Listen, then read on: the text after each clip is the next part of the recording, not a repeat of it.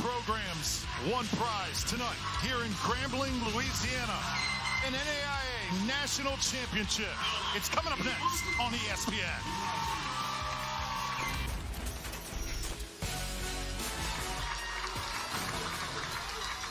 Welcome, everybody, to Eddie Robinson Stadium here in Grambling, Louisiana. Tonight, the Red Raiders of Northwestern, the Blue Raiders of Lindsey Wilson playing for a national crown.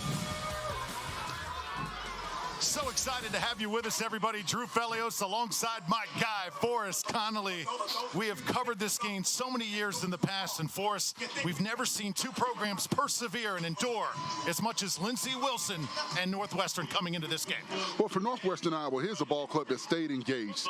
They had a fall season. They had to sit out and wait for the spring to play playoff football. And across the field, Lindsey Wilson, this is a ball club that sat idle the entire fall season and played a full spring schedule. And both teams have put themselves in a position to compete for a national championship. And the semifinal for Northwestern, it was an absolute classic, down to the wire. Final minutes, defense gets a stop, and Tyson Koima goes to work, hits Cade Mosier.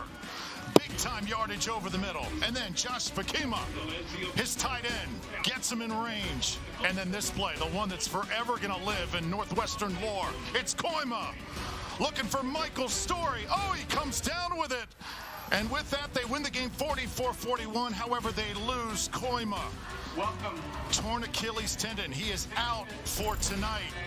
So they get here, but they're without their star quarterback. In his place is the backup, Blake Fryer. He gets the ball. And Forrest, realistically, what can they expect from him coming into tonight? Well, for this Northwestern Iowa ball club, they expect to compete for a national championship. They said they have all the confidence in the world in Blake Fryer. Now, this is his first start since his senior year playing for a high school state championship. But when you talk to the coaching staff, they're not going to change anything that they do. They're coming in with the same offensive philosophy.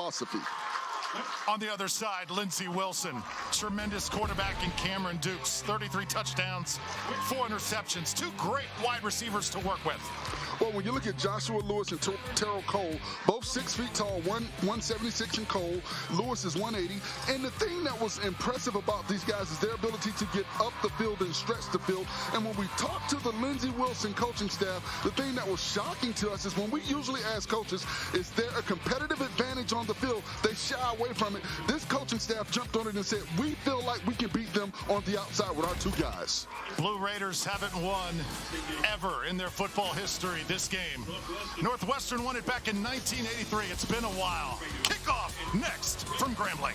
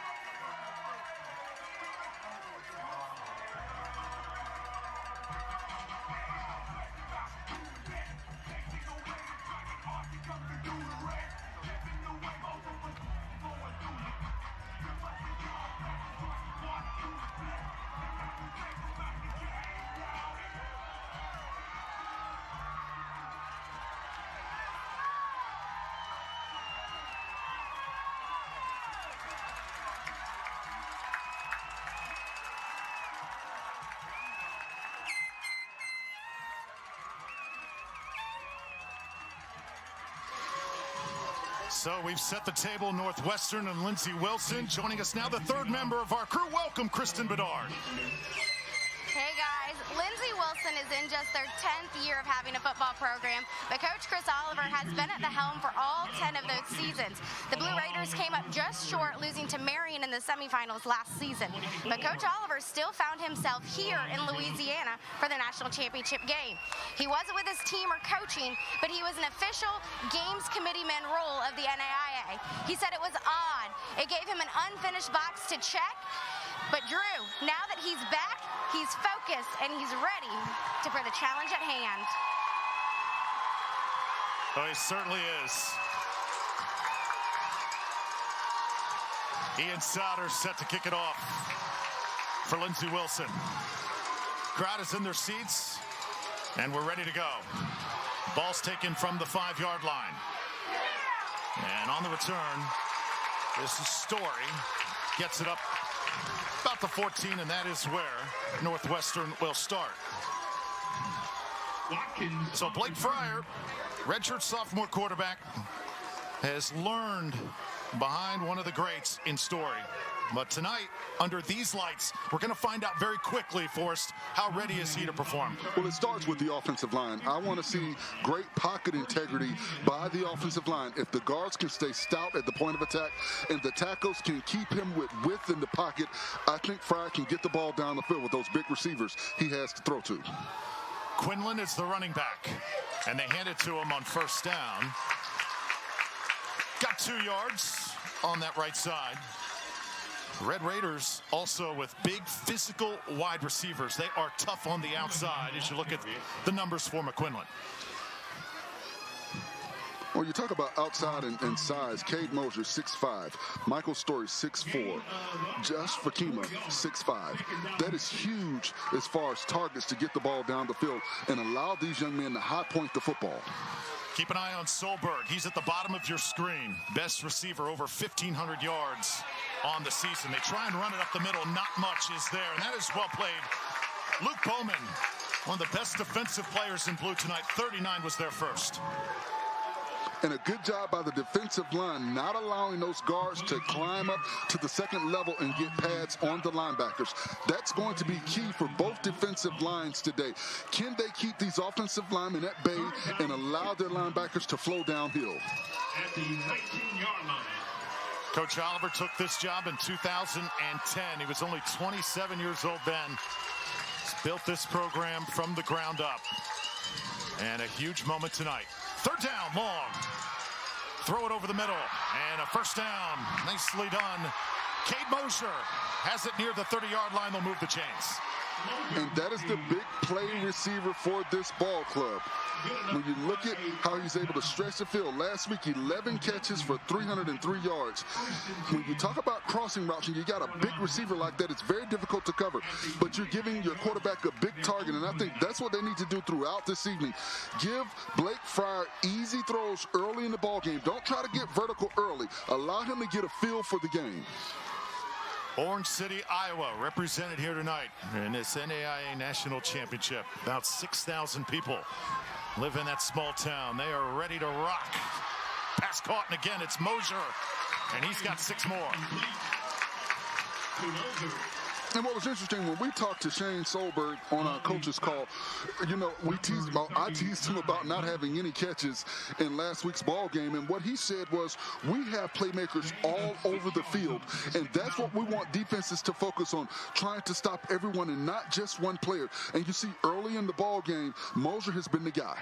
Mosier with over 300 yards in that semifinal 9 days ago. And incredibly, Solberg did not have a catch in that Morningside game. I guarantee you that's not going to be the case here tonight.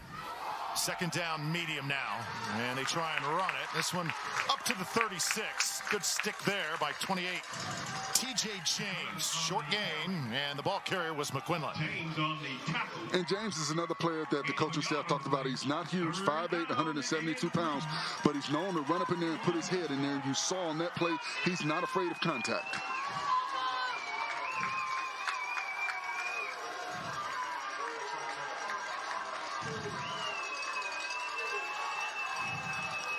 So third down and 3.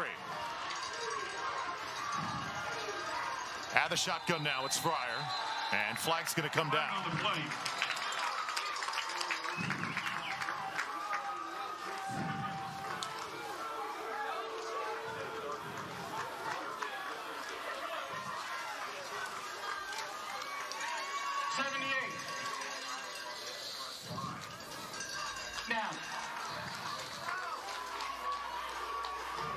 False start. And that false start was Blake Severe's infraction. And that pushes them back. So it makes a third and about 3, 3rd and 8.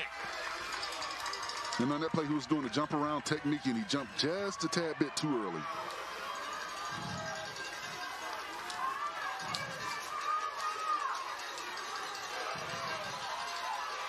Third down long now. Fryer going to test that arm. Now his legs do the work. He is upended short of the first down. He takes a shot right there. And again, it's number 28 coming up to make the pop. You know, it was a good job by Fryer. Good decision. They only rushed 3, so they dropped 8 back into coverage. He did not see anything. He did not try and force the football. Something you see quarterbacks that haven't played a lot try to do. I thought that was a good job. The only thing bad on that play is, Fryer, you have to slide. They cannot take any more injuries on that side of the football, especially at the quarterback position. Snyder back to punt. Jaden Snyder back to kick it away. Takes a step to his left, and it's a pretty good kick. Taking it to 24, and that's where Lindsey Wilson will start their first offensive series. And it will be Lindsey Wilson's ball. So Cameron Dukes, the senior, tremendous leader for the Blue Raiders under center. They look for this young man to take charge. When he speaks, the entire team listens.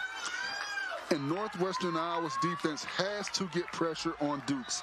Last week, they had no sacks against Morningside, and Morningside threw the ball 46 times. They cannot have that type of performance this afternoon from their defense. They need to get pressure. Don't allow Dukes to get in the comfort zone.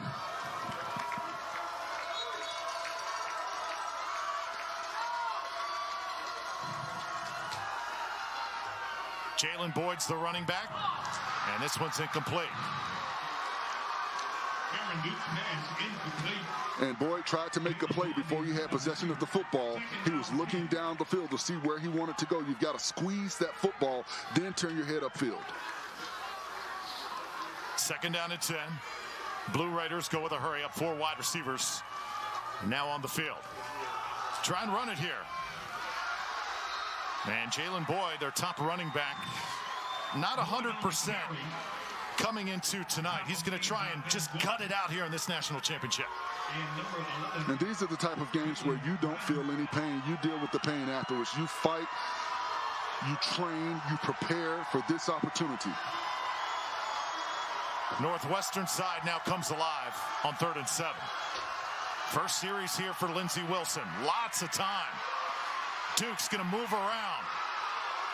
Rolls out to his right, and he has got his man at the 38-yard line. Beautiful catch made right there, and it's Jalen Boyd coming down with it.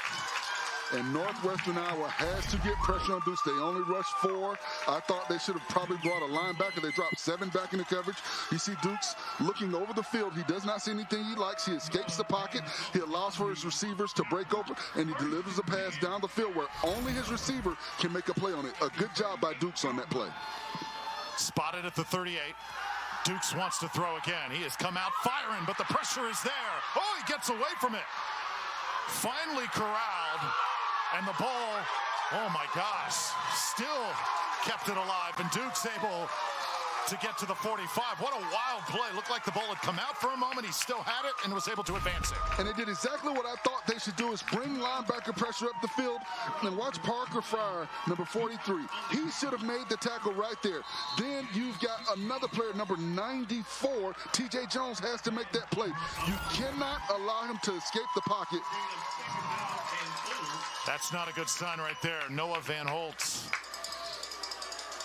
Van Hoff, rather, is down, and he is favoring that right ankle. And if you look where he made the tackle, his leg bent backwards awkwardly on that play. We've got to hope that it's not serious and that he can get back into the ball game, but his ankle did bend awkward on that play. Big Game is proud to supply the official football. Take one more look. This is probably the most active player on the Red Raiders defense, and here he comes right there. You see his ankle bend awkward? Right there. To achieve academically. And you hate that for a guy that's worked his tail off to get to this point. The fact that he's putting pressure on it right now, that's a very good sign.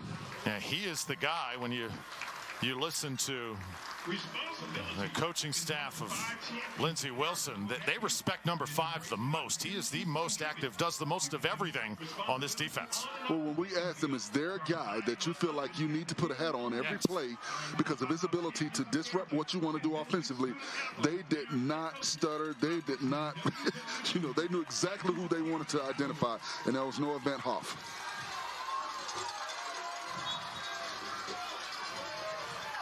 Second down now, and they'll go with 3 wideouts here.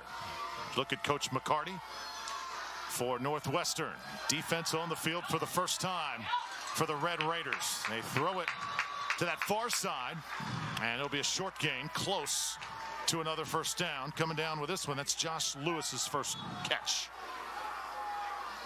So Lewis with 8 touchdown receptions on the season. Cole, his wide receiver mate, with 13. And now 3rd and short.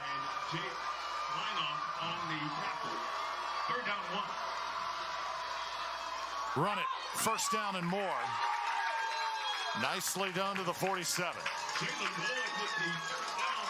And a good push by the offensive line on that play. They got lower than the defenders. They were able to get pushed at the point of attack and allow the back to squeeze through and get the first down. Watch the offensive line on this play. Good push. Number 77 did a great job climbing up to the second level.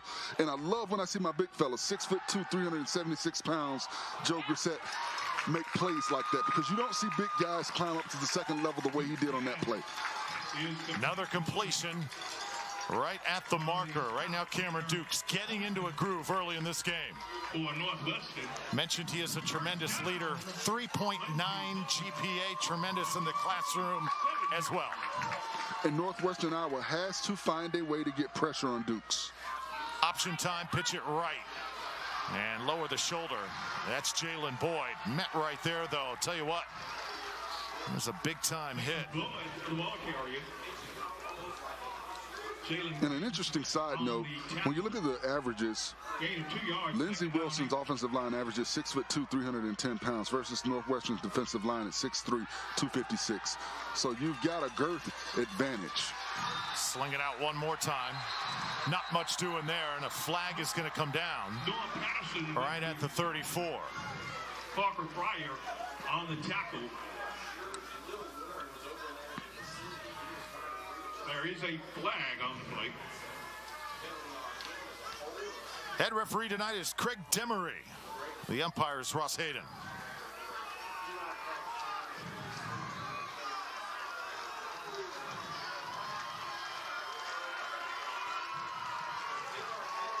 Offense, number 13. 10-yard penalty from the end from Baines. As an offensive coach, you don't get mad when your receivers get called for holding, because they're out there trying to block and do something that they don't usually do. Now, if he gets another holding penalty, then it's a problem. But as an offensive coach, I'm not angry at my receiver. I just tell Warren, keep your hands inside the breastplate the next time. Second down now from the 44. Take a look at the offensive line there for Lindsey Wilson. They set up the screen. Get a couple blocks out there. Nice shifty running. Able to stay on his feet. I'll tell you what, this is a very impressive back. Darius Clark, the junior, his first touch good for a first down. Well, you saw patience on that run. Often you see guys get it and they try and go, but what Clark did, he allowed the lanes to form and he got up the field north and south. He's a really good running backs wearing blue tonight. Now it's taken to the 20. Walk on the carry. And it's Clark one more time. This young man, Darius Clark, very good friends with Justin Fields, who, of course, just drafted by the Chicago Bears in the first round out of Ohio State. Went to the same high school, Harrison High School, Kennesaw, Georgia represented. There's his numbers. The numbers of his team for Lindsey Wilson. They are lethal rushing the football. There he is one more time, and that pile is going to move. Blue Raiders pushing and pushing. This is like a rugby match. Still no whistle. inside the 5. Hey, it's football in May. I love this. This is called grown man football right here, ladies and gentlemen. Look at this offensive line. Watch the surge and watch the legs. They keep churning. Look at the offensive line. Look at these guys. Now they see their guy. Okay, let's get the push going. I'm going to pick him up. Look at number 71, Kramer. He's pushing. Number 77, he's laying that big body on somebody. Number 55, Oliver. He's pushing. 54, Cox. We're going to keep going. They're not going to bring him down. We're going to keep pushing, pushing, pushing. Where was the ball? Incredible. Cameron Dukes now a 1st and goal. And trying to reach for the goal line. Got to be careful. Didn't come out that time. Northwestern says they've got it. It was Boyd, the ball carrier, and will they give this now to the Red Raiders? This is going to be very interesting because he reached out with the football, and I think he fumbled the football. And he's down at the 1-yard line. 2nd and goal. Give him the benefit of the doubt. Oh, I think a bit of a gift. Didn't look like that ball may have come out. It looked from where we are, it looked like the ball came out.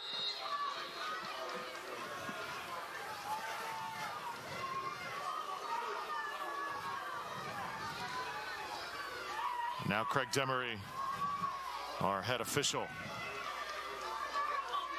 And see, this is where you have a fire play. If you're Lindsey Wilson, you call fire, fire, fire, and you line up at the line of scrimmage and run a play real quick. Let's take one more look. I'm going to try and reset the clock here to 4:55.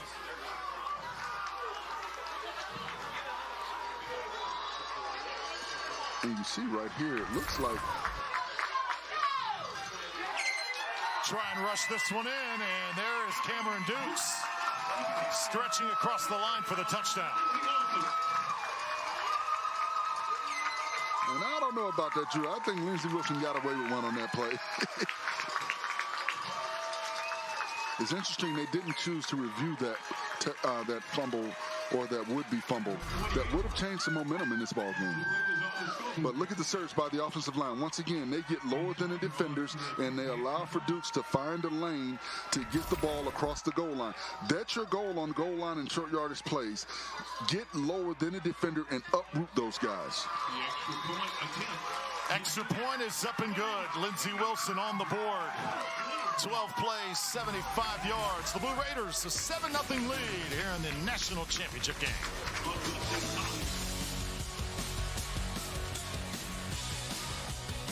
Stand out. 99.5% of recent grads got jobs or started grad school soon after graduation, and almost half had a job lined up before. Northwestern College, we get the job done. We own that. And this, students love this place. 9 in 10 say, I belong here. You want both the time of your life and great preparation for the rest of it? You belong at Northwestern College. It's a win-win.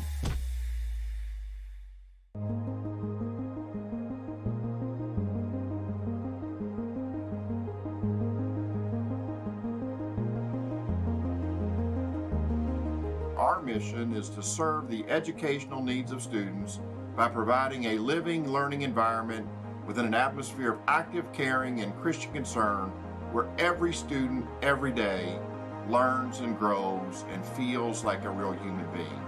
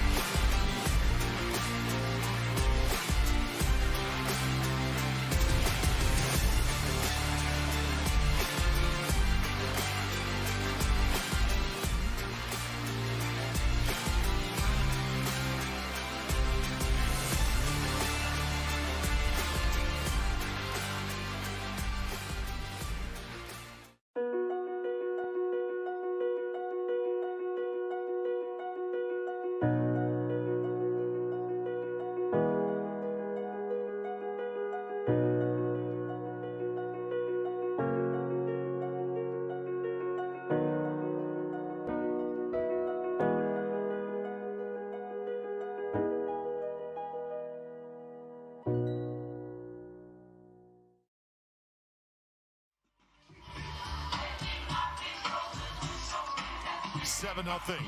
Impressive drive by Lindsey Wilson. Actually took 13 plays, 75 yards, just over 5 minutes, 5:38 to be exact. And that was basically a tough man drive by Lindsey Wilson. You saw the play where Dukes broke 4 or 5 tackles to get 8 yards on the play where he should have been sacked for a negative 8-9 yard. Then on the play prior to, or 2 plays prior to the touchdown, the run where the offensive lineman assisted the running back to get an additional, looked like maybe 15, 20 yards on the play. It looked like he was stopped. That was just tough man, grown man football by this Lindsey Wilson offense. It's going to be Story from inside the 5. Here come the Blue Raiders flying in on special teams.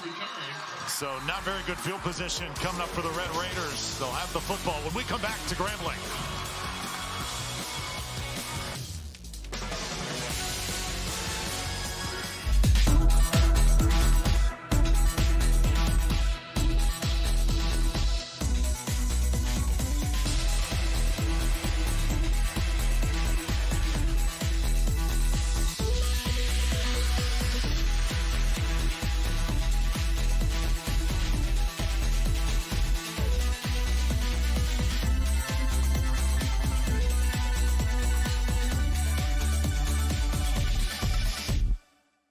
Will help me to get a job, get my master's, to prepare myself for the world.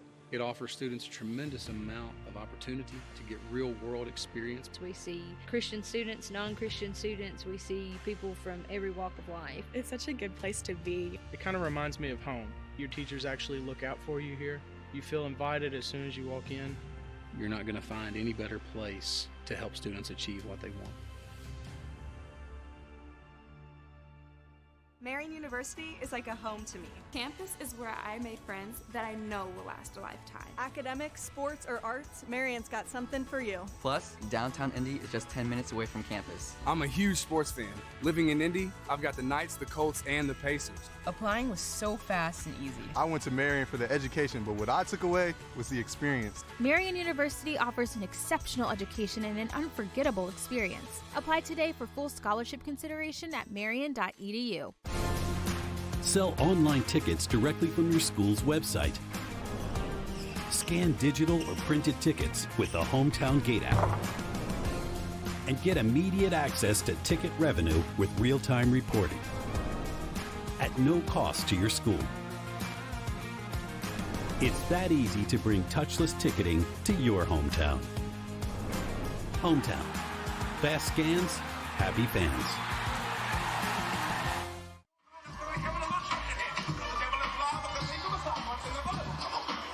Good representation for Northwestern here tonight in Grambling. First time they've been in this game since 1984. A little bit of a slow start, though, as Coach McCarty's team trails by a touchdown. Start from near the 10 and hand it off. And they'll try and get some real estate on that right side. It's McQuillan. Connor McQuillan again, the redshirt freshman running back. Coach McCarty's team representing the GPOC 11-1 record, 4 straight postseason appearances. He's got this program rolling tonight. They want to finish the deal, though. And I mentioned that crowd. You got a lot of second-generation players on the field and a lot of alumni, very proud alumni, wanting this win.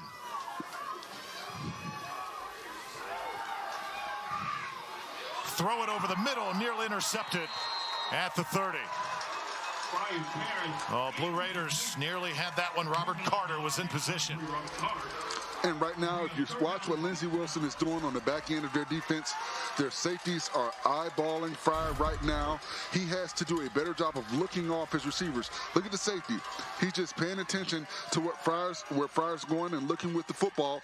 And the defensive backs, you've got to look off these defensive backs. You cannot give them free rein.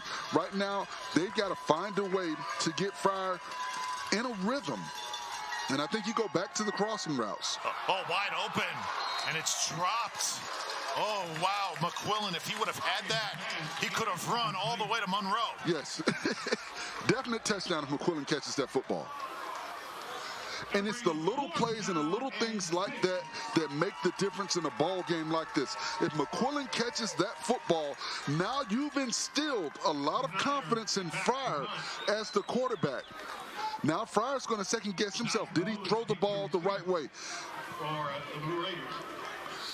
Josh Lewis now back to receive. Low kick, and Lewis will take it at midfield. Couple moves, and he'll be surrounded right there. And see the flags, they come from everywhere. Lewis on the return. Davies and Anderson with the tackle. There are flags on the play.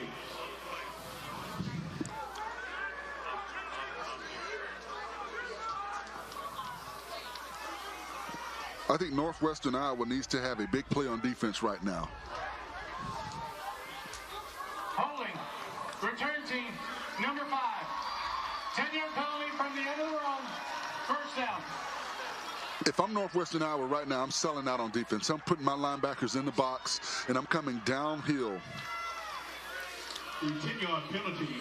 Because you cannot allow Dukes to be as comfortable as he was on that initial drive. You've got to bring pressure. 3:48 remaining in the first quarter. Lindsey Wilson leads it 7-0. So they spot at the 39-yard line. Second series here for Cameron Dukes.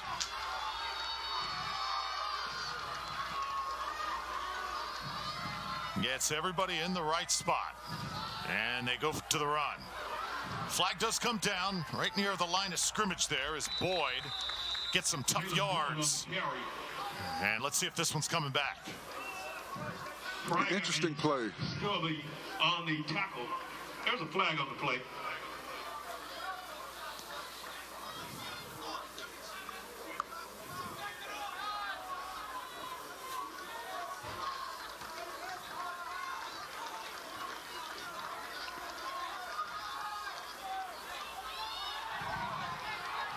Illegal shift. 42 on the offense. 5-yard penalty. Replay. First down. You know, it's an interesting play. You know, they shifted their strength to the boundary side of the field and ran to the boundary. And what they're doing when they make that shift, it allows the quarterback to read if they're playing a zone or a man defense based upon what the defense and how the defense reacts.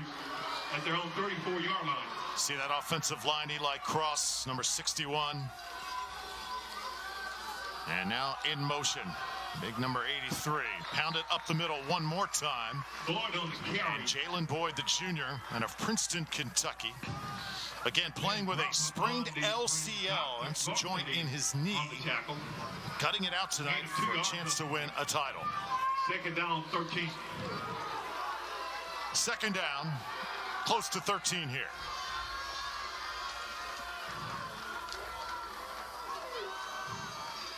Another run. Red Raiders defense plays it well. Picks up 3 to 4 yards. Took it to the 41.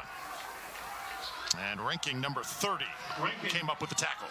And I am extremely impressed with the left guard for Lindsey Wilson, Joe Grissett. The big fella at 6'2", 376 pounds, has shown an ability to tag block all the way up to the second level. On that last play, he pulled around and took 2 Northwestern defenders out. Red Raiders crowd comes alive. They want to stop. Not going to happen here, though.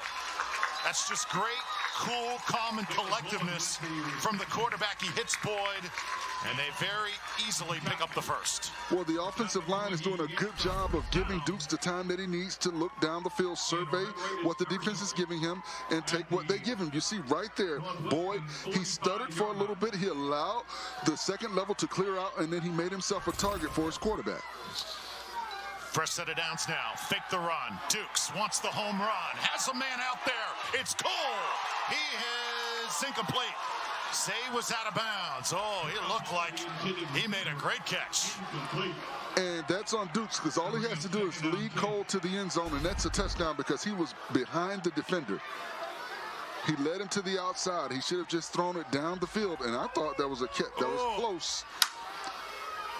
The ball came loose anyway. The ball moved, so even if his foot was in bounds, it would have been an incomplete pass. But that's on Dukes. All he has to do is lead his receiver down the field into the end zone, and that's a touchdown. because Liam Stubb was beaten, and that is what the coaching staff talked to us about. They felt like on the outside they could beat the defensive players for Northwestern. Little shovel pass doesn't get much. Good pursuit by the Red Raiders. And Noah Van Hoff, number 5, remember, had that sprained ankle for us. He is in the game right now. It looks like he's had that ankle retaped, and he is gutting this one out. He's a tough guy. You put a spat on him, and you get back out there and you make plays. What's interesting about this Lindsey Wilson offense, they're not getting a lot of yards when they go east and west. They get their yardage going north and south. I don't think they should try and stretch it out. I think they can play tough man football and run between the tackles. 3rd down. Again, the Red Raiders side, hungry for a stop. Dukes goes short, incomplete this time. So this could be the first punting situation for Lindsey Wilson. And Dukes did not set his feet on that play. He was still shuffling his feet. He had no pressure on him, but he saw his receiver open, and he wanted to get the ball to Clark as quickly as possible to allow Clark to get as many yards as possible. But you've got to set your feet and get the proper throw to your receiver. Ian Sauter, the punter. The punting situation here, Ian Sauter, sophomore out of Knoxville, Tennessee. And back to receive is Cade Mosier. Oh, good chance there to down it, but instead it'll be a touchback. Northwestern will take over when we come back. Blue Raiders over the Red Raiders, 7-0, 1:05 to go, first quarter. First and 10 from the home.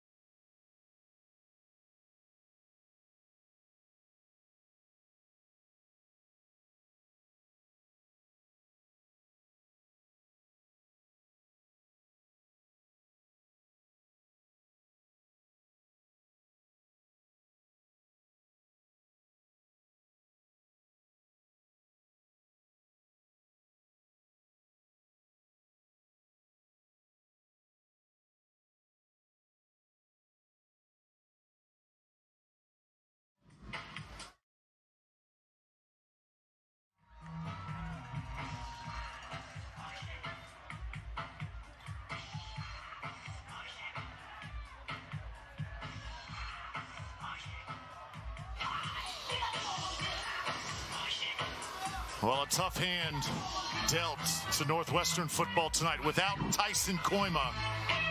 Tremendous season, though, for us in a career to remember.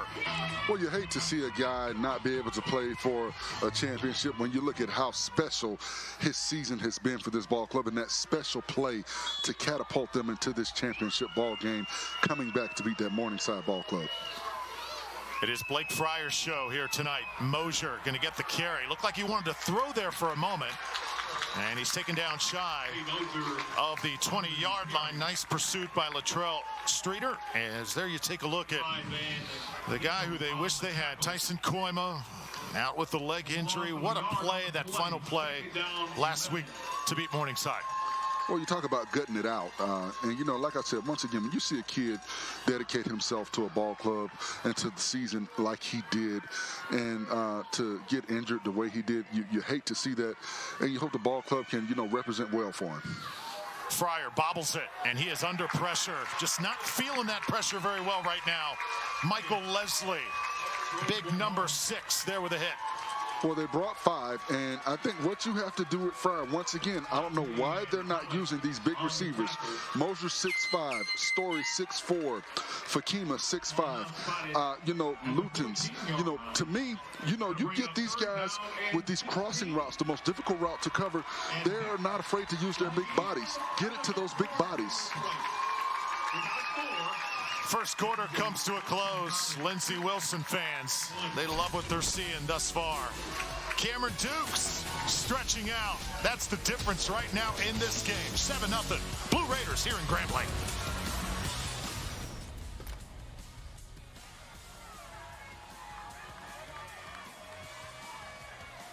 As the official travel partner,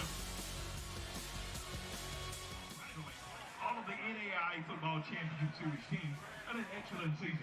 Short Travel Management is proud to have these teams reach their destination during postseason play and throughout the year. Shorts Travel, proud to be the official travel partner of the NAIA.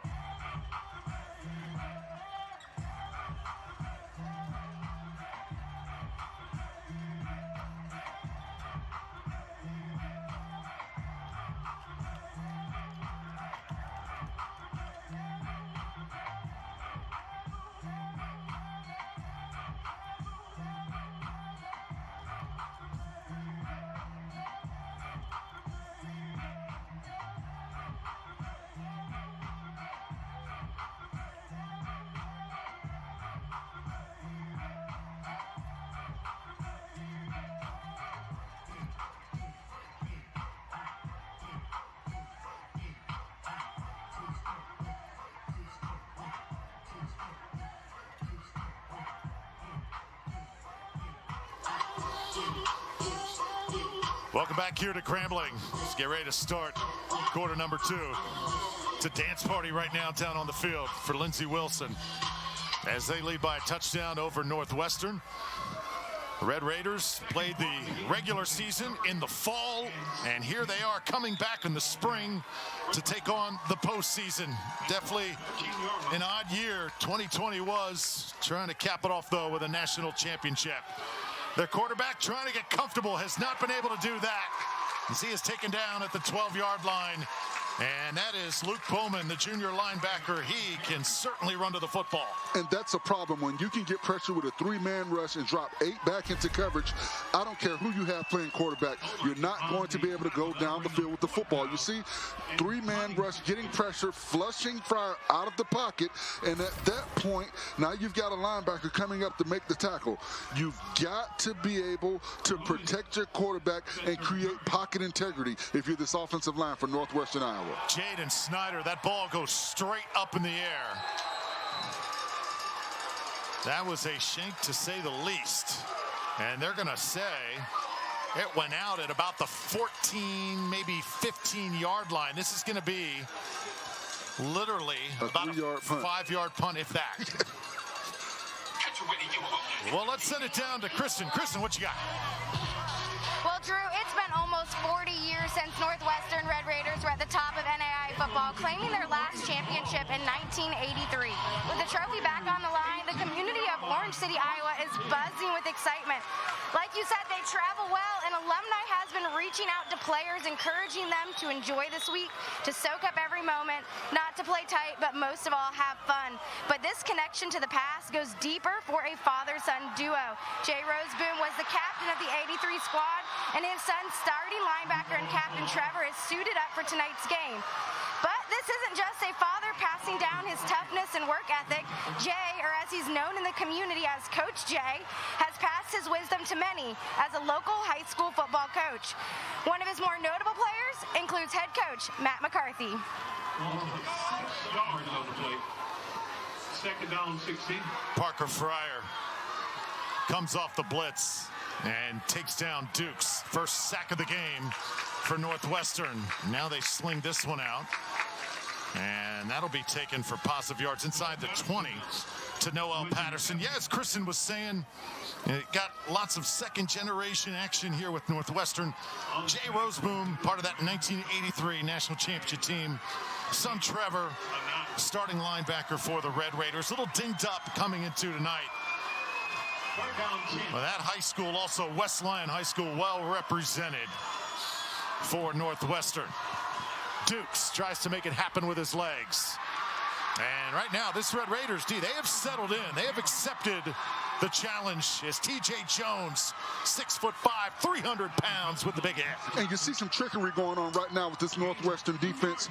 Brett Mosier got up on the line of scrimmage, and at the snap of the football, he took one step up, and then he came back in and forced Mosier to go to the opposite side. That's what you have to do. You've got to find a way to make this offensive line and this offense as a whole uncomfortable. So field goal try coming up here. And this is going to be a 33-yard try. So let's see if Ian Souter can add to the lead. Kick is up, and it is right down the pipes. So 10-0 here with 12:21 left to go. First half at the National Championship.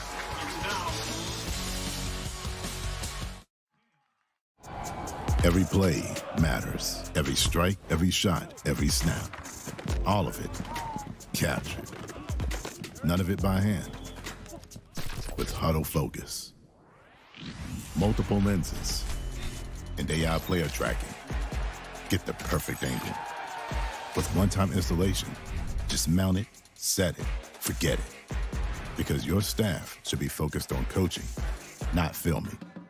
With full Huddle integration, video instantly uploads to your library. Add your schedule to automatically record games or record on the fly with the Focus app. With the scoreboard overlay, you won't just see what happened, you'll see when it happened. Live streaming is made simple with integrations that allow you to engage fans and the option to cash in on your views. Turn on, turn up. Nothing gets by the eye in the sky. Visit huddle.com/focus.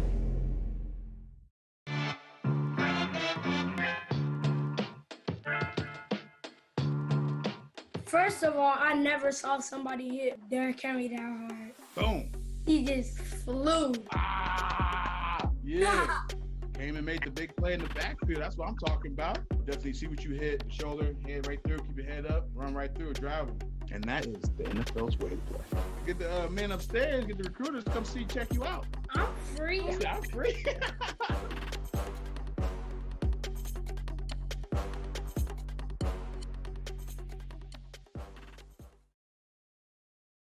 Raiders stand out. Our teams hold 9 national championships, and Raider athletes competed at nationals in 8 sports last year. Northwestern College, athletic powerhouse. We own that. And this. Our academic performance is powerful too. Our student scores are among the best in the nation for accounting, actuarial science, nursing, and pre-med. You want both smart and strong? You belong at Northwestern College. It's a win-win.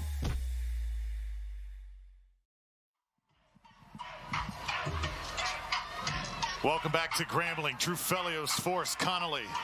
So far, it's been all Lindsey Wilson. Over 100 yards of offense for the Blue Raiders. Red Raiders, meanwhile, trying to get things going for us. They just have not had the opportunities. Well, I think you saw a ray of hope on that defensive stance by the Red Raiders. They came out and they looked really angry on that drive, and they hit Lindsey Wilson in the mouth a couple of times on that drive. Now, offensively, we talked about it off camera. What I want to see offensively from Northwestern is put your quarterback in a favorable position. Give him some easy throws. Get him comfortable. He doesn't look comfortable out there right now. You've got big receivers. Throw some crossing routes. Throw some screen passes. These guys, when you look at film, they're not scared to go across the middle. They can take those hits and take that pounding. But when you start using them across the middle on these crossing routes and these shorter routes that the quarterback can complete and get confidence, now you have safeties walking up and getting close to the box, and you can get these guys down the field. And when you do, when you've got 5'8" and 5'10" safeties trying to help over the top, these guys can high point the football and get down the field vertical. But you've got to start short and get your quarterback comfortable. That right there tells the whole story. Not much happening so far in 3 drives for Blake Fryer and Northwestern. Will it change here on drive number 4? Forrest, your passion is absolutely incredible. Run it this time and not much there. Up to the 25, may have gotten back to the line of scrimmage. I'll tell you what, that guy right there, Michael Leslie, has been all over the place. Well, the problem is when you've got a quarterback that hasn't played a lot, you come in playing against a defense that feels confident loading up the box. So it's going to be very difficult for Northwestern to run the football. They can't establish the run until they start getting some passes on the outside. Out of the shotgun now. Fryer wants to test it downfield. He is drifting back and just throws it away. Flag did come down at the 15. And you saw some inexperience on Fryer because he had Luchins wide open initially on that play. And that's because of reps. When you don't have the repetitions, you don't know what the defense is going to do and can't assume what they're going to do. Offense, number 58. That penalty is declined. Third down. Third down 10 for the Red Raiders from their own 25-yard line. Do you agree with the decision to decline the penalty from Lindsey Wilson instead of pushing him back to the 15? They say, no, just take the third down. Well, right now, they feel very confident on defense that they can stop anything that Northwestern is trying to do. What they're going to do right now, they're going to rush 3. They're going to drop 8 back into coverage like they've done throughout this ball game. And if they get pressure with 3, there's, nowhere for Fryer to go with the football. When you rush 3 and you drop 8 back as an offense playing against that type of defense, you need time to read and allow your guys to get open. Fryer throws it near side. Oh, juggling grab by Cade Mosier. And a good extra effort. He'll get close to a first down, but it's going to be a little bit short. So still, Northwestern trying just to get a first down, to get something going here. And you see what they did on that play. They had 3 at the line of scrimmage, but they brought the linebackers. They brought a delayed blitz. A good job by Fryer getting rid of the football. He found his big receiver down the field. Now we got to hope Mosier's going to be okay. Oh, I think they stepped on him right there. Friendly fire that time. Travis Grover, big offensive lineman, came down on his wideout. So the wind knocked out of him just a bit. Just got to shake that one off. Well, I think it's just remarkable when you look at the size of the Northwestern wide receivers and tight ends. 6'5", 6'5", 6'4", 6'5", 6'6". They've got such a size advantage on the outside that I thought they could take advantage of and help their quarterback. They just haven't been able to get into that rhythm. And once again, it goes back to that pass that McQuillan missed. If he catches that football, he's going 80 yards down the field, and now you've got a confident quarterback. Jaden Snyder to punt it away.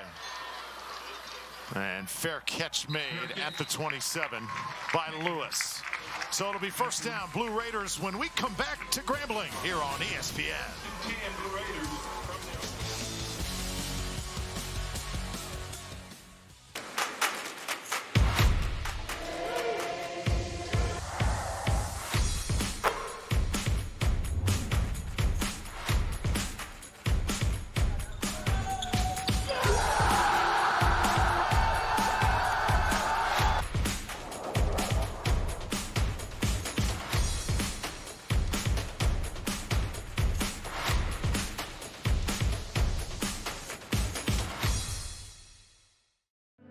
These lights were never meant to stay dark. These seats were never meant to stay empty. These places were never built to stay quiet. Game day looks different today. It might take some getting used to, but we come here for the same purpose: to celebrate, to embrace in heartbreak, to hope. We're Raiders, and Raiders stand out. We lead and serve. We're smart and strong, courageous and faithful. We achieve not for ourselves, but because excellence honors God and serves others. We're equipped for our careers, for God's call on our lives, for success, for significance. Because we're Raiders, and Raiders stand out.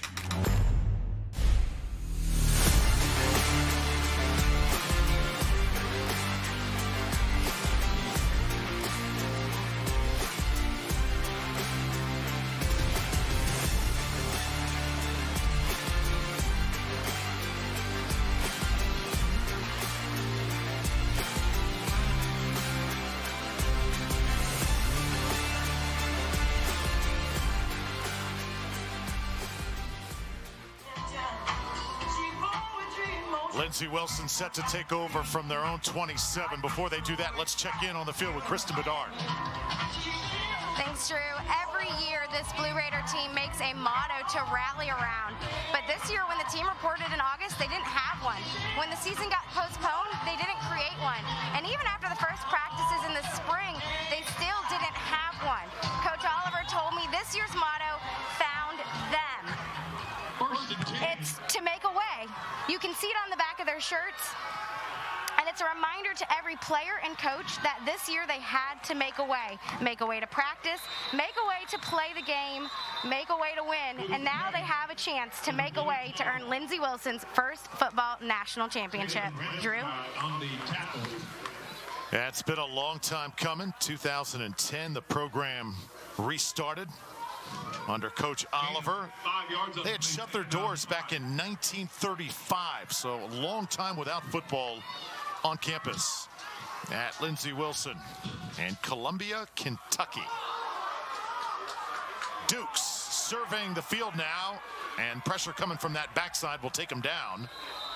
He is able to get it up to the 34. Flag did come down a little late. Jones on the tackle. And that was a good job.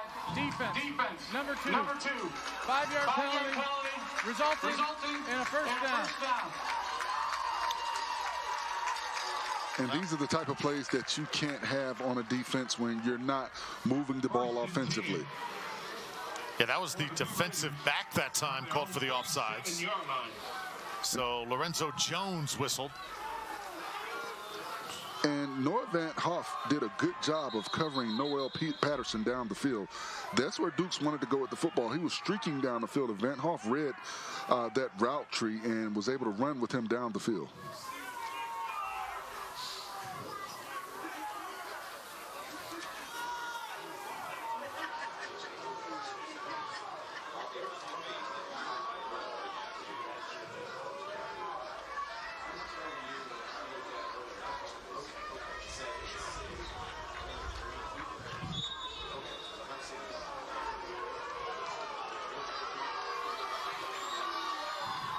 So from the 37, it's first down.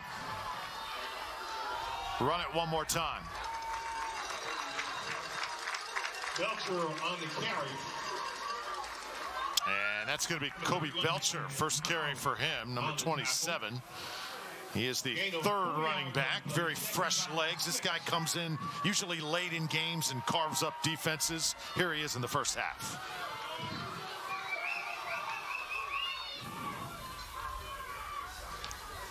Northwestern side a little bit quiet right now. Their offense yet to rev up. Blake Fryer playing a little bit better over the last few drives than he did at the very start. See if that confidence continues to grow as Dukes hands it off. And once again, it's Belcher, and he'll just lean forward. It'll be third down and short.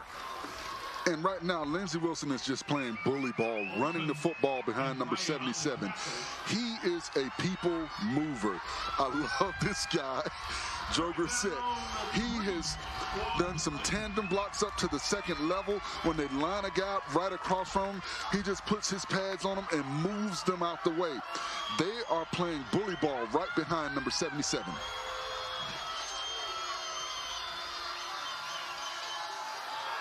Quarterback's going to try and do it himself. This is going to be really close. Had to get it to the 47.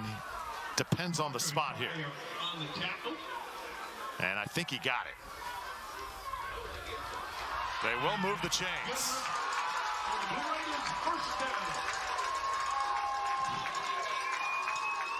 So that's the 8th first down for Lindsey Wilson. Northwestern only with 1 first down so far for us. Well, this is how you take a team's heart. You just continue to pound them, pound them, pound them. First down, fake to the running back, and now Duke's under fire. Rifles it right side, has his man over there, and he is tackled immediately as Van Off gets over there quickly. And so does Lorenzo Jones. And it's making the catch was Terrell Cole. But you see, because of the speed on the outside, the defensive backs for Northwestern, they turn and run to make sure they're not allowing these receivers to get behind them, and then the receivers come back to the football. Got to the line quickly that time. And I'll tell you what, this offense can really move. Noel Patterson, sophomore out of Dayton. He'll have another first down. And you run the football, get the defense breathing a little heavy, get them on their heels, and now you go to this quick pace, fast-paced offense. Time of possession starting to really rack up also in Lindsey Wilson's favor. Run a little reverse action. Got the defense going one way. This is a big play, and it is going to go. Touchdown, Lindsey Wilson. Noel Patterson.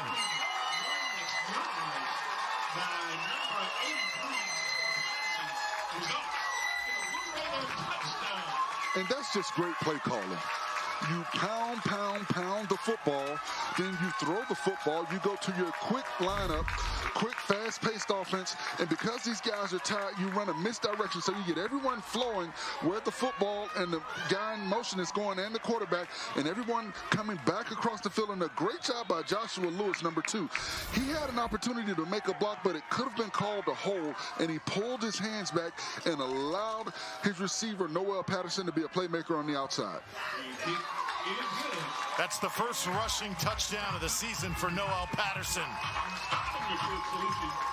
It's just great play calling, Drew, right there. You tie them out, and you run misdirection. You get them flowing one way, and they've got to stop and come back around. Here it is one more time. The reverse.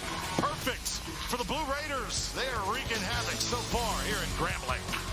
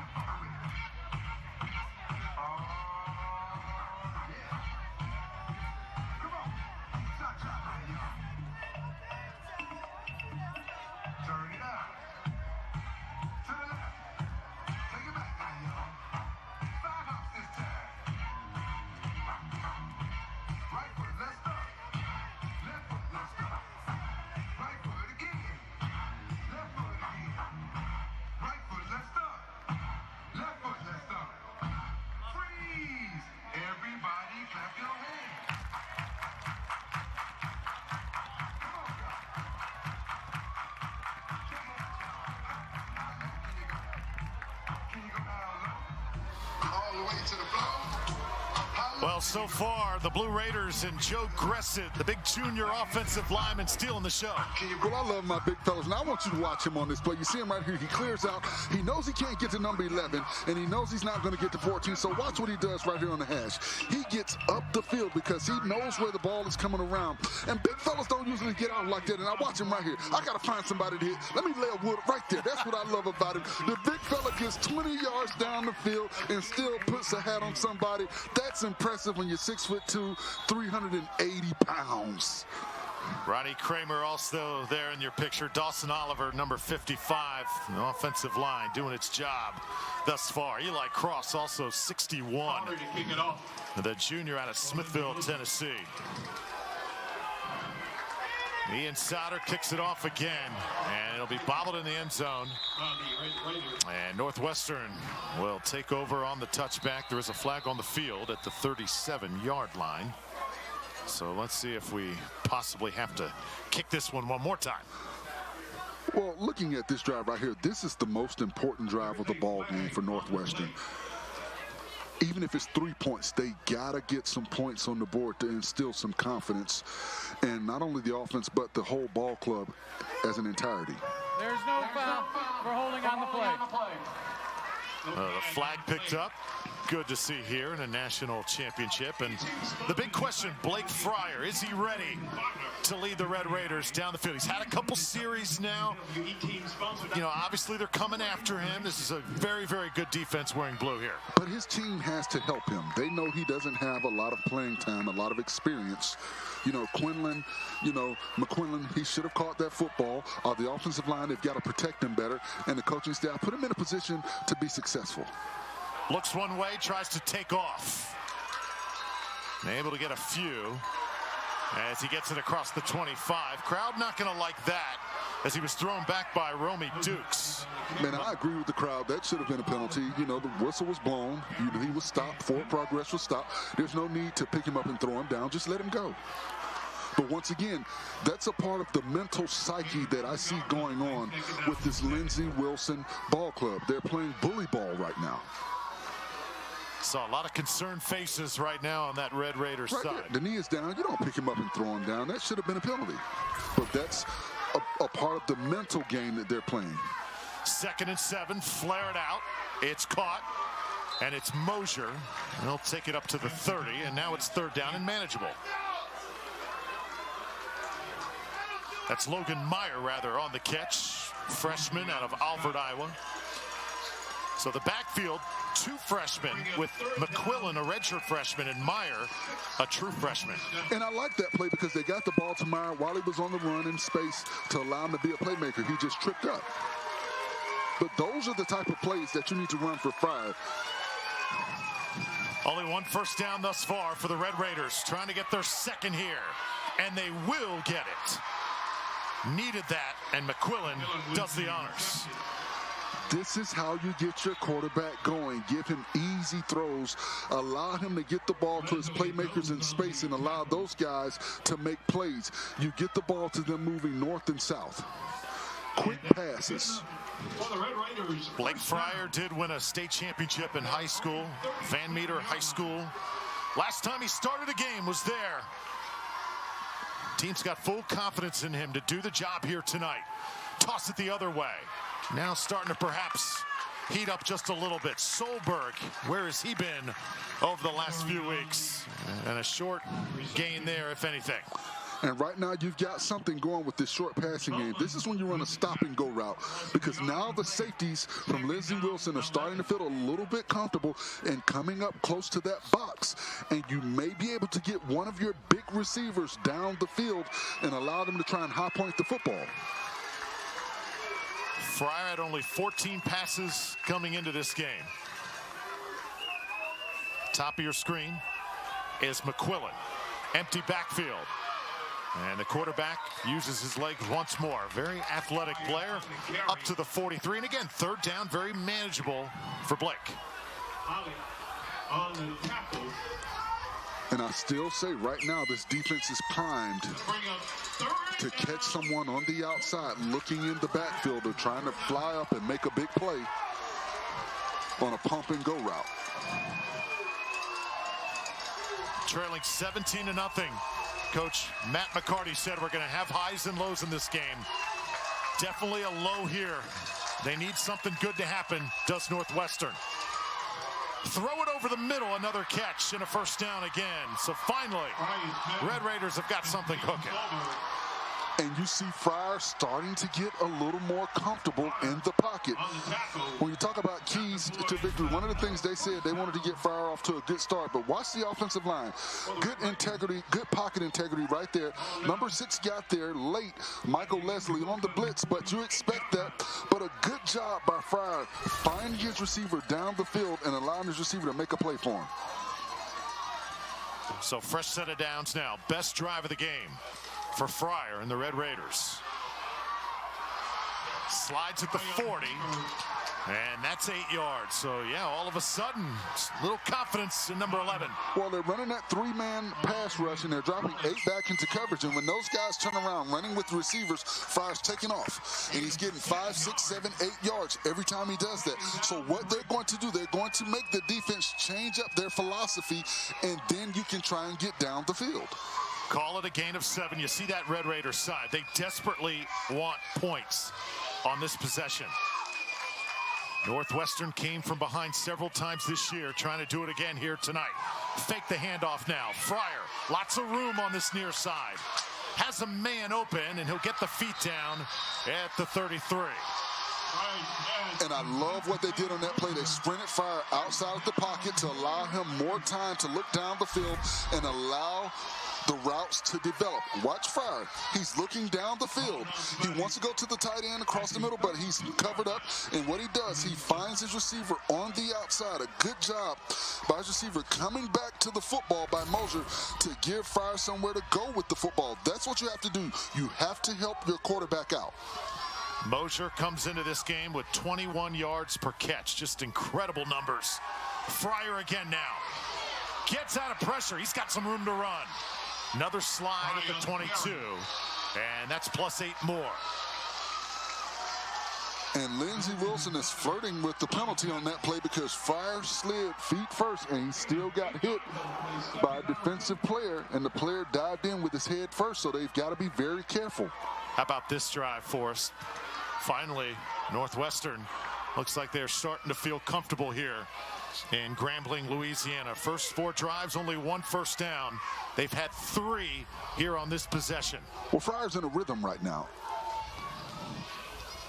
Under 2 minutes left to play in the first half. The march for points continues, and it could come here. McQuillan with the leap, and he is down to move the chains again. And that was a great job by McQuillan, being patient and allowing the play to develop. And once the play developed, he planted that foot and got north and south up the field. That's what you have to do sometimes. You can't just run up in there. You allow the play to develop. You allow your linemen to make their blocks. Watch McQuillan on this play. He allows it to develop. Boom. He sets his foot. Now he gets north and south, and he gets positive yards. First down, 15-yard line. Another quick throw. This has worked here on this drive. Solberg trying to get as much real estate as he can, and he gets it near the 5. That first down marker is right at about the 4.5-yard line, and this is the 10th play right there of this drive. We'll finally get a chance to take a deep breath. And the importance of Northwestern getting a score on this drive cannot be understated, because they have to kick the ball off to Lindsey Wilson in the second half. So you've got to get points. You don't want to go in down 17-0, kicking the ball off to this team in the second half. Yeah, Northwestern, they have been a dragon slayer this year. They have taken down the best of NAIA football. We've seen Morningside in years past. They're an absolute juggernaut. Red Raiders able to pull off the upset. That was in their last game on May 1st. But look, Dork, Dickinson State, and Grandview. That Grandview game for us, they trailed 14-0, came back, won it by 3. But the difference is you had Tyson Koima in those ball games. You know, the NAIA Player of the Year. You know, and when you take that away from the equation. Now everyone else has to step up. And I think that they have done that this drive. If they're able to get 7 points on the board and go in down 17-7, they've got something to build upon with their offense and defense at halftime coming back out for the second half. Second down now. Direct snap. So that was not Fryer who took that direct snap. Is trying to get a little wildcat going here. It was McQuillan that time. And I don't like that. You've been doing very well with Fryer playing quarterback. Keep doing what you're doing. Don't get cute and fancy. Right now, you've got to get points. And it needs to be 7, not 3. Timeout. Northwestern. Timeout called by Northwestern. I don't think the coaches like that play call either. And the body language on that far side was not good. So, is this 4-down territory, or do you got to have points here no matter what, even if it's a field goal? You want 7, but you'll take 3. But you've got to put points on the board. You cannot drive down the field and not put any points on the board going into halftime, knowing that you've got to kick the ball off to this ball club. You want 7. You strive to get 7. And to me, you've got these big, tall receivers. You've got these smaller defensive backs. You've got these smaller safeties. I think you go up top and you let these guys try and climb the ladder to get 7 points on the board. Here, see the big guys up front. Jack Johnson, number 69. 52 is in Austin Moss as well. Josh Fakuma, number 80, lines up at tight end. Haven't called his name yet. And again, another direct snap. Takes it down to the 2. It's McQuillan again, and now a 4th down.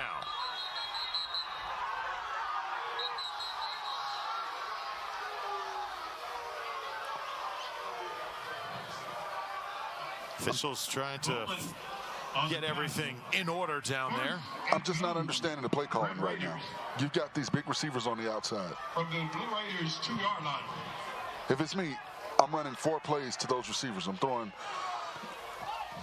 corner routes to all of those receivers and seeing who can high point the football. Timeout. Northwestern. It's their 3rd and final timeout of the half. Please put 36 seconds on the clock. And you see the Northwestern fans are not happy right now as well. Well, you're trying to run the football against a ball club that only gives up 2.4 yards per carry all season, and you're running and you're inside the 10-yard line where those defensive backs aren't turning around and covering anybody. Everybody's in the box right now. Please put 36 seconds on the clock. First down. It's good for a first down here for Northwestern, so they still have a few plays to burn, but 36 seconds now remains. But you got to throw the football right now. You can't run the football. If you do, you lose too much time. So Fryer back in the game. See where he goes with it. Tries that corner, and it is incomplete. Cade Mosher was there, covered tightly, though, by Robert Carter. And you throw it up, not out. You've got to throw it up with those big guys. You've got 6'5" guys on the outside. Throw it up. Allow them to try and high point the football. It's a hand fight at this point. I thought it was in. It initially looked like he was in. About 3 inches. By a toenail. Second down. Good news is not much comes off the clock. And again, they set up with the Wildcat. McQuillan. Can't get in. And you see they're running the clock. Oh, okay, that was a big play right there. The officials helped them out because the initial thought was the official was like run the clock, but then the other official came in and said no, he was out of bounds. So a huge moment in this football game, obviously. End of the first half. You've struggled. You need points. And a little bit of confusion with the Red Raiders. Well, it almost looked like they wanted to run a jump pass right there, but it was too much pressure, and he couldn't do anything with the football, so he tucked in and ran the football. And a good job on the outside by number 34, Marcellus Campbell, to make that tackle and not allow McQuillan to get into the end zone because it looked like he was getting ready to score a touchdown. But once again, you're coming with those cute plays. I think you leave Fryer and you throw the ball up and you let one of these big receivers go up and high point the football. Those would be my 3 plays. you've got 4 or 5 guys 6'4" or taller, and you look at the defensive backs for Lindsey Wilson, 5'8", 6 feet, 5'11". The safeties are 5'10" and 5'8". So you can either get you a tight end in the seam and throw it up against one of the smaller safeties or linebackers, or get it to one of your guys on the outside and allow them to try and high point the football. Remember, no timeouts here for Northwestern. So if they try and rush the football and don't get it, it is going to be a mad scramble to try and set up and get some points with a field goal or another play. 3rd down and goal.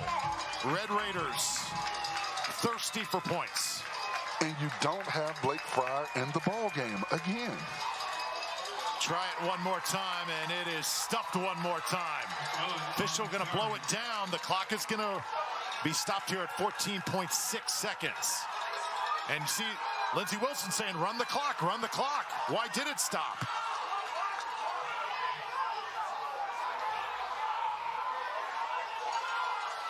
Red Raiders going to try another play here. Timeout. Lindsey Wilson.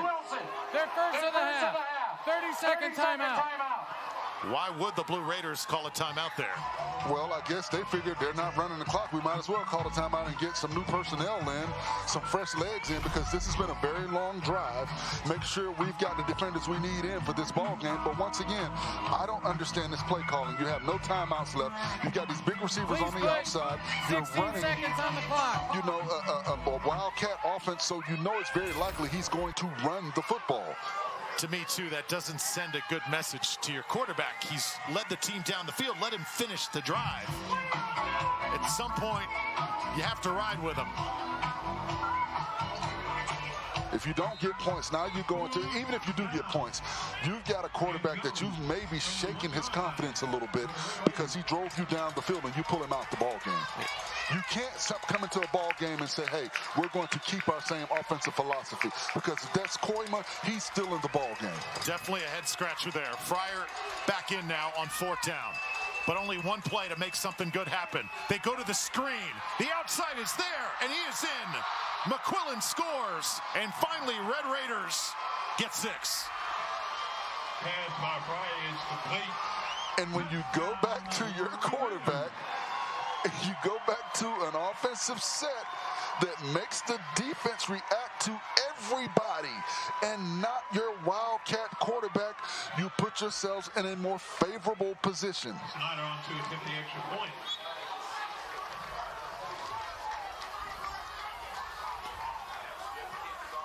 Eli Stater in to kick the extra point. There it is. So for Northwestern, a much needed touchdown to say the least. Boy, that was an adventure, was it? Well, the offensive line held tight. They did their job. They protected the quarterback. And a great job by Fryer right here to get the ball to McQuillan in motion. Watch how he gets the ball to McQuillan right now. He puts it in front of him where he can catch it. And look at the field. There's nothing out there. Now McQuillan has to beat all the defenders to the pylon. And he does a great job of running and getting to the end zone. That's what you have to do for your quarterback. Instill confidence in him. I think they were playing with fire, Drew. If they didn't get a score and they had that wildcat offensive scheme that they ran the last couple of plays and Fryer on the sideline, they were playing with fire with his confidence coming back in the second half. Could not agree more.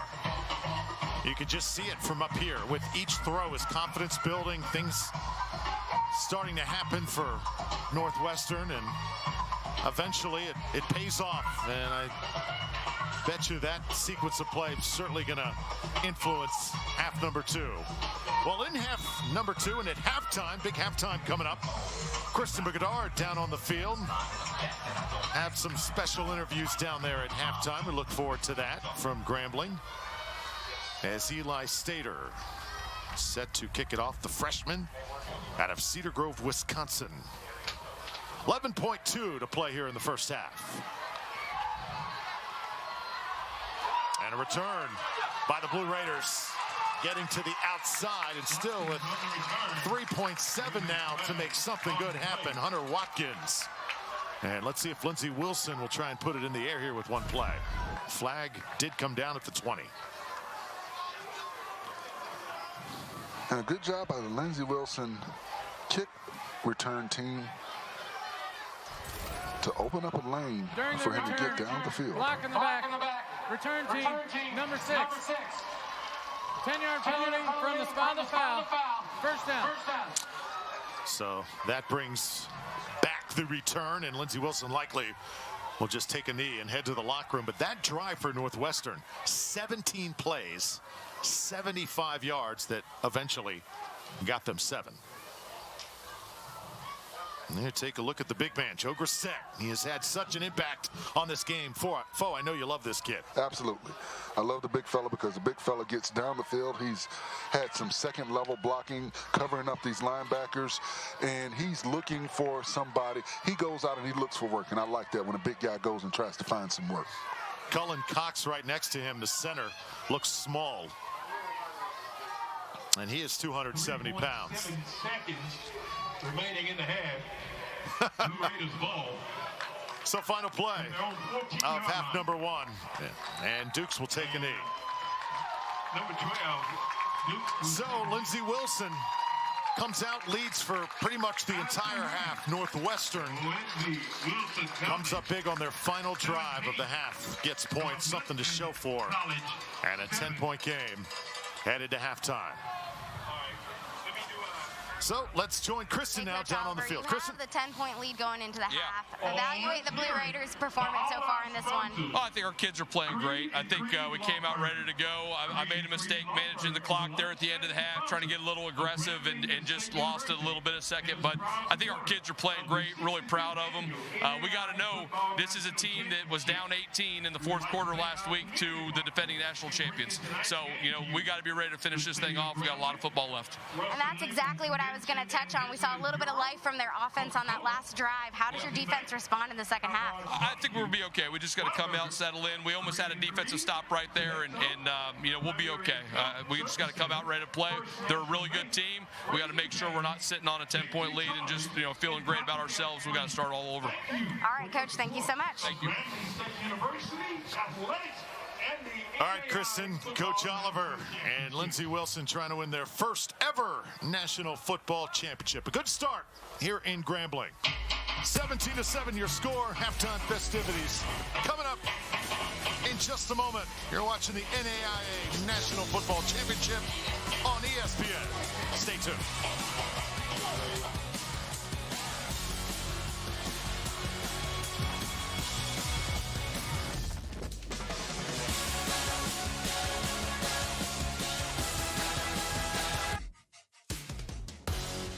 Every moment counts.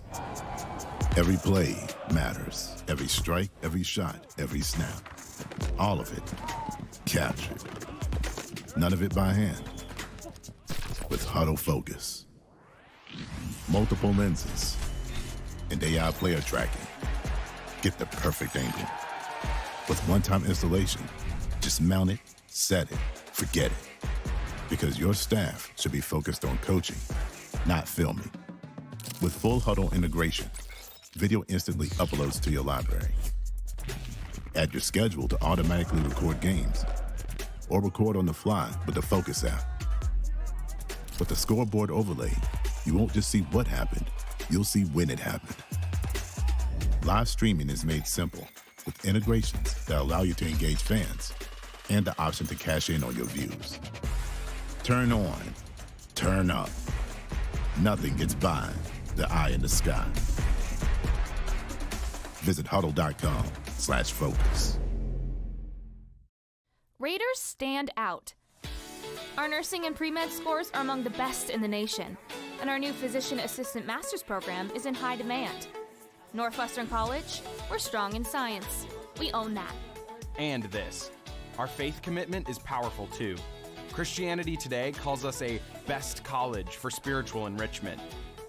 You want both smart and strong? You belong at Northwestern College. It's a win-win. I've been thinking about this for a long time. I thought, if that's out there, I want to make sure I see it and I get involved in it, because to me, this was music to my ears. I was blown away. When you look at today's kid, the millennium kid, They learn by being able to see it. If I can see it, there's a great chance that I can do it. And the First Down Playbook is a tool that can essentially change the way we teach the game.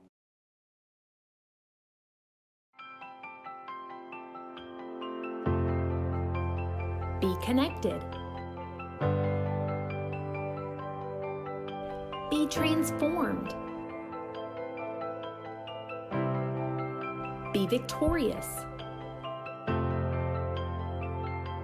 Be successful.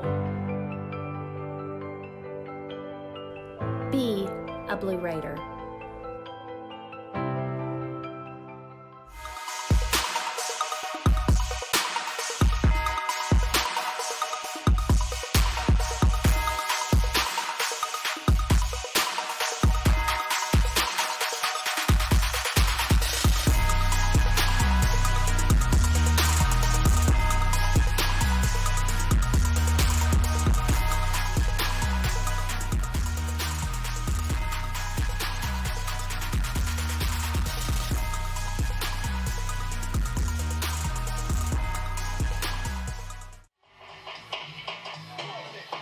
Back to the NAIA National Championship football game. Lindsey Wilson leads Northwestern 17-10. Joining me down on the field is the president of Lindsey Wilson, Dr. Lucky. Now, Dr. Lucky, I need to know a little bit more about Lindsey Wilson College. Thank you, Kristen. I think there's about 3,800 colleges and universities in America. We think Lindsey Wilson is a very special place. We're in South Central Kentucky and Appalachia, have a very special mission, active, caring, and Christian concern, where every student every day learns and grows and feels like a real human being. It's a special place. Well, not only is it a special place, your athletics has done some pretty incredible things, winning multiple national championships. So for this football program, it's in its relative infancy. What can you say about this program? Well, we've gotten better each and every year. I hired a great coach. He was 27 years old when we hired him, my athletic director, Willis Puller, and I. And I tell you, he is just phenomenal. They've done a great job. We were just hoping to compete in our conference initially, but we've gotten better each and every year, made the national semifinals last year, playing for a national championship tonight. Have a slim lead at the moment, only up 10, but we're hoping we've got 30 minutes of good action left in us tonight. Now, you did something extra special for about 12 seniors on this football team who missed their own graduation ceremonies by being here in Louisiana. What was it like having a one-of-a-kind senior graduation ceremony? You know, it was really phenomenal. It was special for the students, but I can tell you for my wife and I, Elise, it was special as well. We came down here, Coach Oliver asked if we could do it. We were already planning to come down. I already decided I was going to be in my cap and gown, have the medallion, the whole bit. And it was great because we had parents that were here, family members that were here, other teammates that were here, and it was just a very special moment. It was so celebratory and joyful, and I was glad that we were able to come down here and do that in person here at Grambling, a special stadium. Coach Eddie Robinson, who's meant so much to this game, over 400 wins, and it just meant a lot to be here and to do it here at Grambling. So I got to ask, you mentioned that slim lead your team has right now. How are you feeling about the Blue Raiders right now? You know, we've been a second-half team most of the year. I trust my coach and the adjustments that he'll make at halftime. I think our defense had a really good first half. I think offense can do a little better job, and I think we'll make those adjustments, and I'm expecting to have an exciting 30 minutes. We respect this other program. Northwestern is a great team. They wouldn't be here if they didn't have a great team. So we've got our hands full, but we'll see what happens. All right. Thank you so much, Dr. Lucky, for joining us. Guys, when we come back, we'll have the president of Northwestern joining us.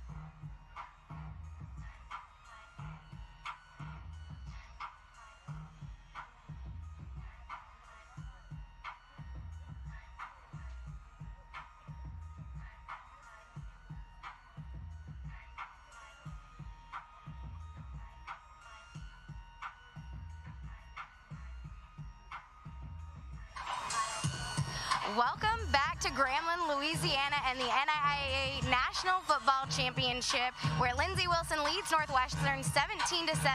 Like I promised before the break, joining me is Northwestern President Greg Christie. Now, tell me a little bit about this Northwestern school. Absolutely. Great to be here, Kristen. We're just excited to be here at Northwestern College. I think what makes us really stand out more than anything is kind of three things. We are intentionally Christ-centered in all we do. We have excellent academic programs and just a really intentional community as well. That really makes us stand out. Our academic programs are phenomenal. We've got MCAT scores top 10% in the world. Our pre-med students counting will routinely finish top 1, 2 in the state, and also top 5 to 10 in the country in the counting. So business, science, psychology, and a lot of other great graduate programs as well. Well, it sounds like you have your academics in order, but you also seem to do well on the playing field. This football team has made it here after taking down the #1 seed Morningside and looking to get their groove going, and we saw a flash of that offense there at the second half. What's so special about this football team? You know, these guys have just got grit. I mean, this is a senior-dominated team. We've got 12 seniors on this team that really have made their mark on the Northwestern football program. Coach McCarty and his coaches do a phenomenal job, but these guys they love each other, and they have been through a lot. These seniors have played together for 4 years, and so I expect them to come back this second half and really make a game of it. That was a big score at the end of the half. Well, you talk about that community relationship that Orange City, Iowa has around Northwestern. The last time you guys won a championship was 1983, but that alum looks ready to cheer this team on. What has that kind of been like, having that second generation here cheering these guys on? It's been great. We had an event before the game today. We had almost 500 people there for the pregame event today. So we've got alumni who've flown in from California, from Florida, come in from all over to be here and celebrate those memories they have when they played for the Red Raiders. And our coach, Larry Corver, our Hall of Fame coach, he's actually up here in the hospitality suite, just had his 87th birthday. He coached the previous 5 teams that made it to the national championship, so we're excited to have him here today. But yeah, there's just a great history, great tradition. But what I really love about our athletic program is they really exemplify the mission of Northwestern as a Christian academic community. When you talk about this community and the specialness of the seniors that you have, the 4 that have played together, I have to mention, you're one very special guy, your NAIA Player of the Year, Tyson. And he's not able to play in this one, hurt himself. But what does it mean to still have him on the sideline representing the Red Raiders? Yeah, it's great to have Tyson here. We wouldn't be here without him. He's just a phenomenal player. He's had a tremendous 4-year career, and I really feel badly for him that he can't be playing to help, all he's done these 4 years. But he's a standout player. We talk a lot at Northwestern about being, we stand out, not for ourselves, but because excellence honors God and serves others. And Tyson's one of those guys. We miss him on the field, but Blake Fryer's a great player too. He's getting his legs under him. I think in the second half we're going to see him stand out as well. Well, we saw a flash of that offense come to life as the first half went to a close. How do you feel they're going to come out and represent in the second half? I think they're going to represent us as well as they always do. They come out. They're going to fight to the last. All they care about is what the score is at the final whistle. So our guys are going to fight and battle to the end, and I have confidence that the Red Raiders will come through. All right. Thank you so much, President Christie, for joining us. Guys, when we come back from this break, the boys will be back with highlights of the first half.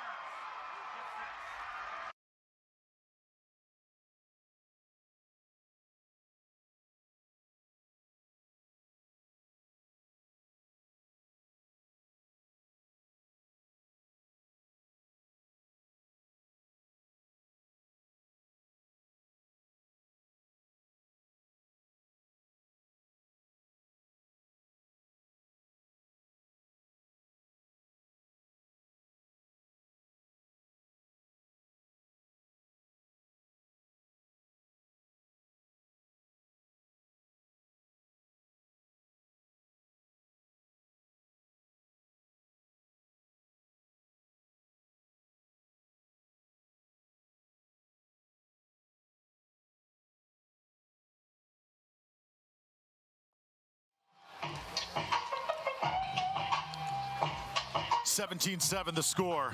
Lindsey Wilson over Northwestern here in the NAIA National Championship football game in Grambling, Louisiana, historic Eddie Robinson Stadium.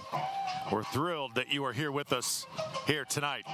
Drew Felios alongside Forrest Connolly. And Forrest, we've done a lot of these national championship games this year with extra recognition, extra kudos to both of these programs for persevering and going through what they did to get here to play on this stage.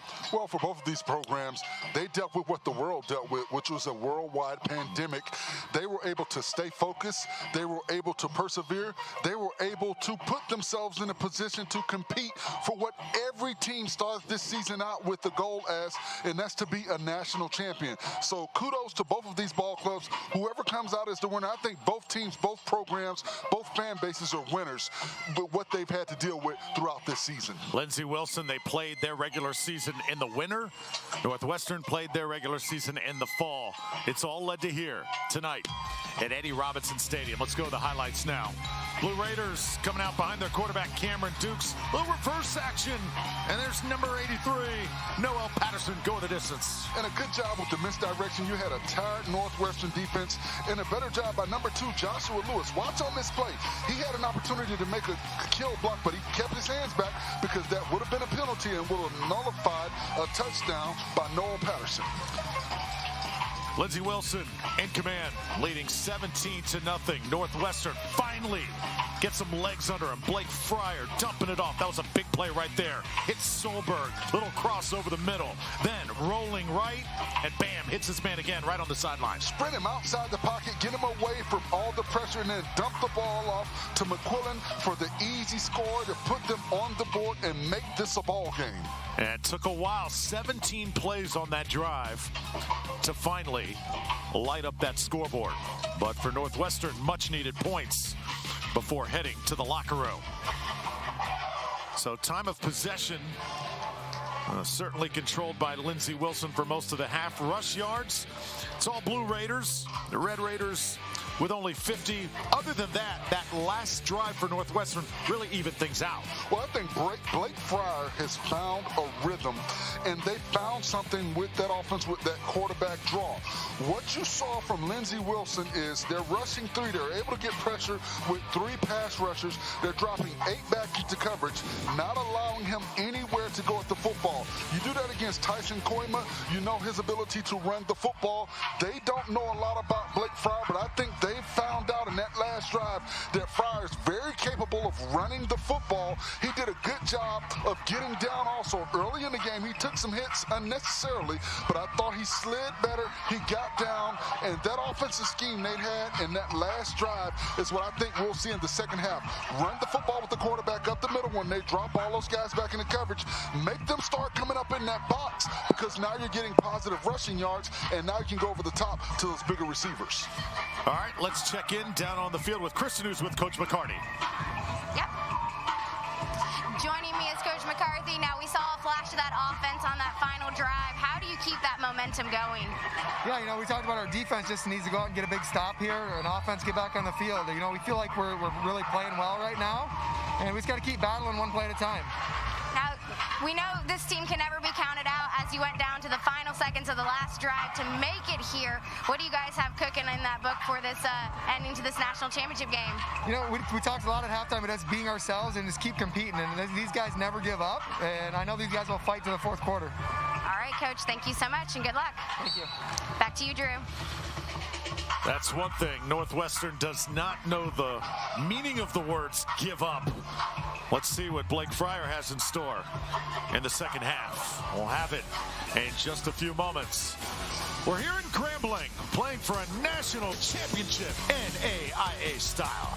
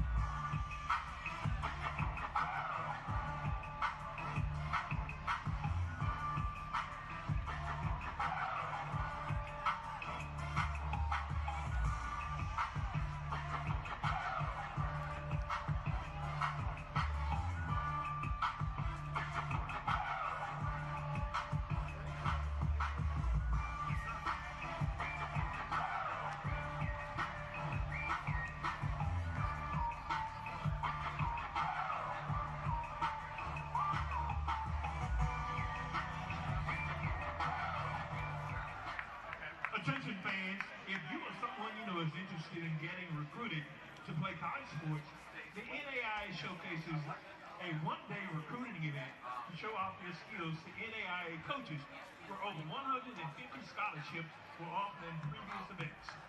NAIA showcase events are being planned for the spring and summer of 2021. Go to www.naishowcase.com for more information. The NAIA Champions of Character program helps students understand and embody what character truly means. It also provides student athletes, coaches, and parents. Welcome back to Grambling, Louisiana. See the Red Raider fans ready for the second half of football to begin. 17-7 is the score. Lindsey Wilson leads Northwestern. Drew Felios, Forrest Conley. There are 2 trophies involved with this great championship. Now, this one right here stays. This is the National Championship trophy, and this one stays with the NAIA. So you simply get your name on that one. The other trophies you can take home to the schools, and whichever school wins this game tonight will claim this trophy right here and take it home with them. So Northwestern will kick it off here to start the second half as Eli Stater puts it on the tee.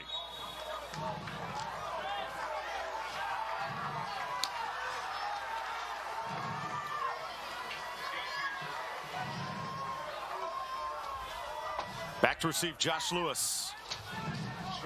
And also Hunter Watkins. There's Blake Fryer, eager to get back on the field. And the ball will be taken from the 5-yard line. Oh, nice hole there, getting to the outside and close to the 40. That's Lewis on the return. Size up the 2 quarterbacks. And really like the way Blake Fryer came on late in that first 30 minutes. Dukes has played pretty well thus far as well. Well, Fryer's found a rhythm in that last drive, and I want to see if he can continue that rhythm. And I also want to see how the Lindsey Wilson defense reacts to what they saw on that last drive from Fryer and his ability to run up the middle of that defense and get positive yards. So Cameron Dukes starts from near the 40. Toss it out right. It's caught by Lewis. Lewis has got some wheels. And he gets it close to a first down. He'll have it right at midfield. And a good job on the outside by the receivers, getting a block and allowing for Lewis to turn that corner. That's what you have to have from your playmakers. Make plays on the outside, not necessarily all the time when you have the football in your hands, but you have to help your teammate. Terrell Cole did a good job on that play, blocking the defender. Jalen Boyd starts in the game here for half number 2. They'll sling it out to him. He's got really good hands, good feet as well to the 47. Knocked out right there. That's the first time, too, we've really seen Tanner Olson get involved, the junior linebacker out of Larchwood, Iowa. He is a big hitter, number 51 in white here tonight.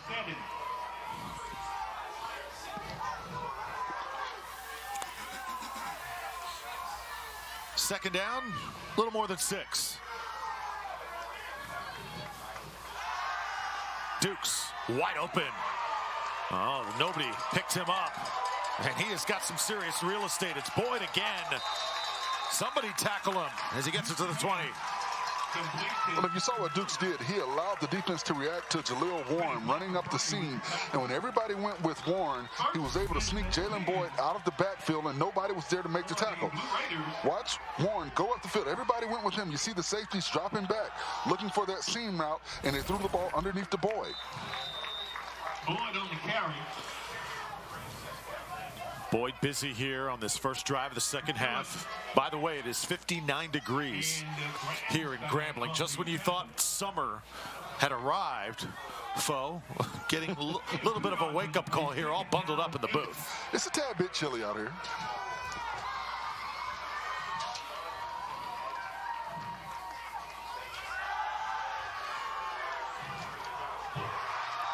Another ball taken just inside the 20. Not much there. Well played as Parker Fryer makes the tackle. Just over 13 minutes to go here, third quarter. And you see number 61, Eli Cross, got upset because he was supposed to block Fryer. But Fryer's a better athlete, so, you know, you win some, you lose some. On that play, Fryer, won that battle. Third down now. And again, you can hear the Red Raider fans all the way across the stadium. They want to stop. Cameron Dukes, lots of time to throw. Goes underneath. It's caught, trying to turn it upfield. Nicely done to the 5. And there is big number 83 again. I'll tell you what, Noah Patterson having himself a night. Too much time for Dukes. I don't care who you have back there covering. When you have 5 to 10 seconds to look down the field, somebody eventually is going to get open. They've got a 4-man pass rush, great pocket integrity. Dukes had all the time in the world to wait for his receiver to cross his face, and he got the ball to Patterson to get up the field. He's limping, though, as he goes off to the sideline. And he is in some pain right now. So Lindsey Wilson, first down and goal from the 5. Try and run it in. Good initial block there. And still 25 with tons of fight. Jalen Boyd trying to reach out. He'll get to the 3. And if I'm Lindsey Wilson, I'm running behind my road grader, my people mover, Joe Grissett, number 77.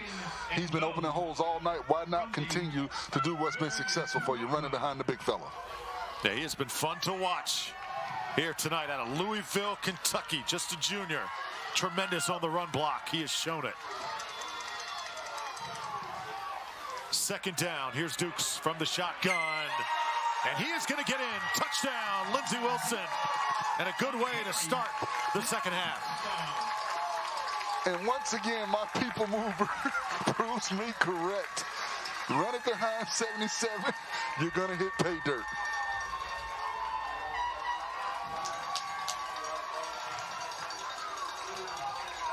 Cameron Dukes pumped up. Let's watch it one more time.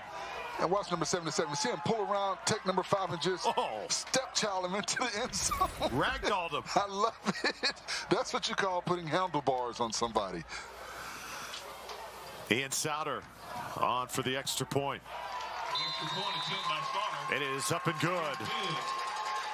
One more look, Forrest.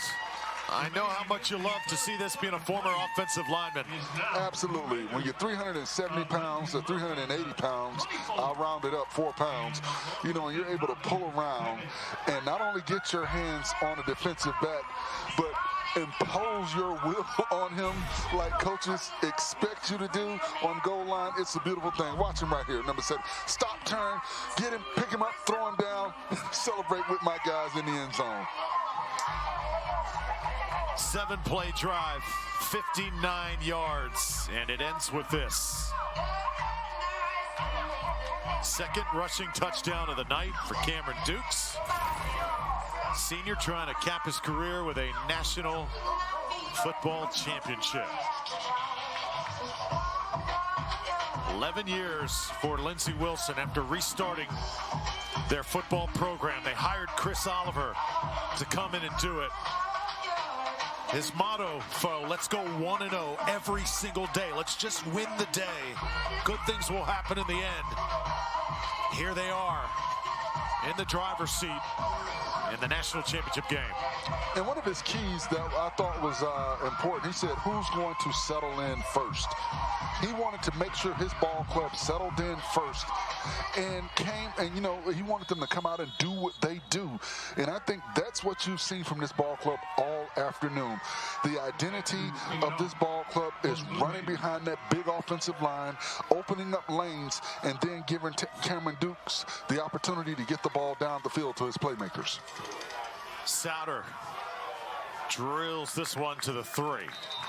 It's fair caught.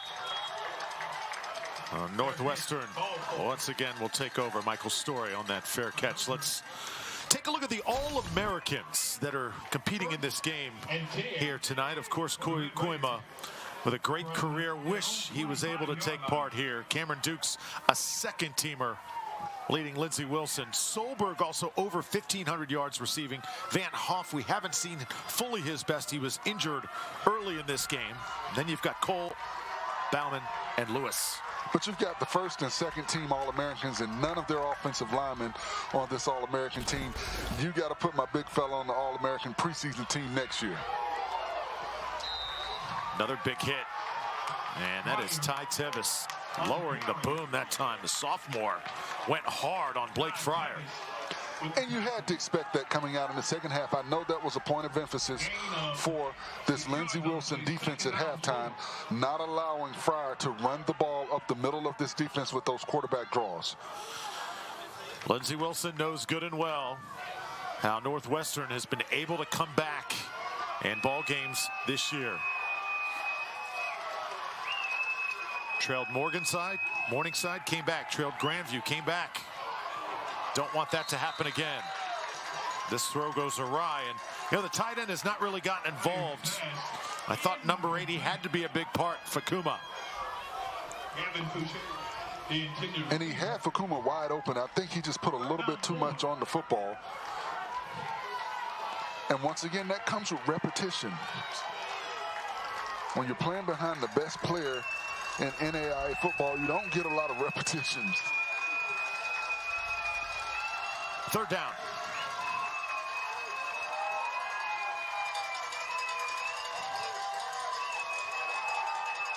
Fryer. Ball may have been tipped. Incomplete. A flag will come down, though. And let's see. This could be a roughing the passer. When bully ball goes awry.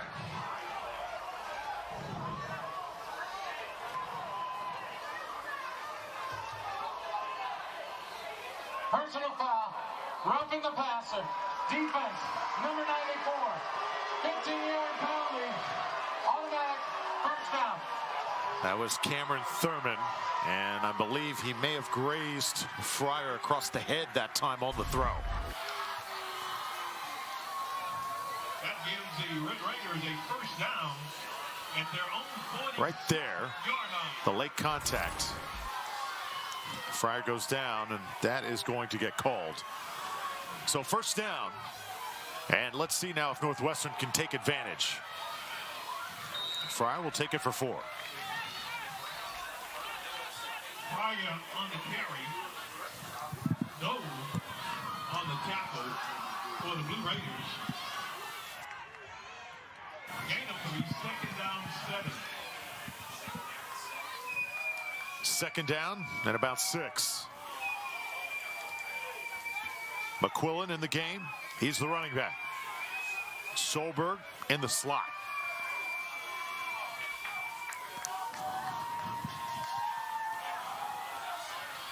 McQuillan cuts it left, takes it up the field, and he's across midfield to the 48. So third down coming up, manageable for the Northwestern Red Raiders. Again, Northwestern didn't want to have to play catch up the entire way, but it looks like it is going to be that type of night here.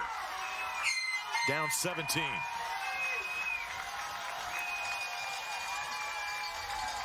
Third and 3. Fryer very careful here, getting the play call.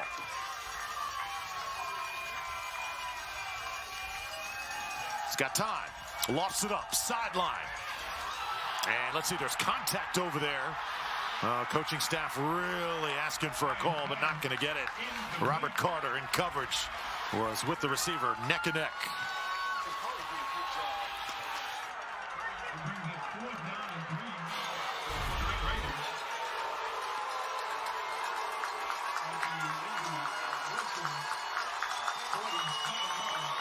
Crowd takes a look at the board and definitely thought that was pass interference.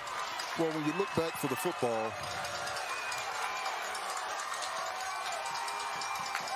so fourth down, they'll go for it. Red Raiders cannot convert.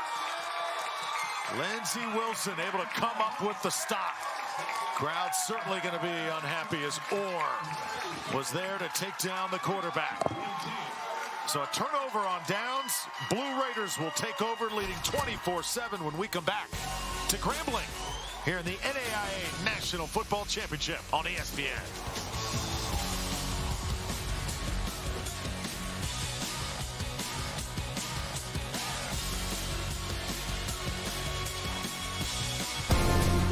Sell online tickets directly from your school's website. Scan digital or printed tickets with the Hometown Gate app. And get immediate access to ticket revenue with real-time reporting at no cost to your school.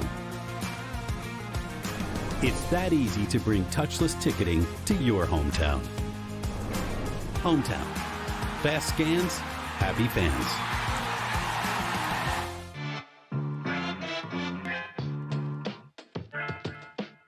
Yo, Darren, I play with you all the time in Madden. One time, it was like 5 seconds left on the clock. I just threw it up and you caught it. If I got a quarterback like you throwing, I'm going to be fine. I mean, there are guys in the league that's throwing that accurate on the run is hard to do, man. Yeah, I work on it a lot. I see why you got so many rings in front of you. Your throwing motion just looks effortless, man. Proper technique, playing with the right fundamentals is going to protect you. Stay on top of the small details, and the rest of things will take care of itself. Yes, sir.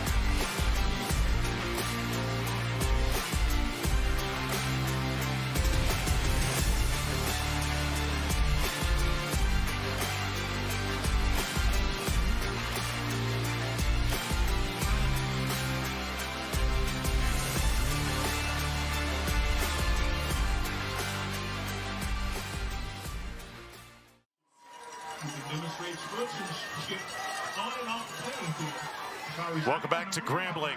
Big defensive stand as Orr able to get the sack, getting the defense for Lindsey Wilson off the field, and frustration on the other side for Northwestern. Coach McCarty pacing. Duke's back on the field now out of the shotgun. Plenty of time to throw. Pocket breaks down, tosses it downfield, and this one is incomplete. Still, though, he's got some zip on that football. I'll tell you what, he's impressive to watch, Dukes. Well, Dukes is comfortable in the backfield. He's able to sit back and kind of look through the defense, go through his progressions, and see where he wants to go with the football. And he does a good job of putting the ball where only his playmakers can make a play on it. He hasn't thrown the ball in a bad position tonight. He's been flushed out the pocket a couple of times, but for the most part, he's been comfortable back there trying to go down the field with the football.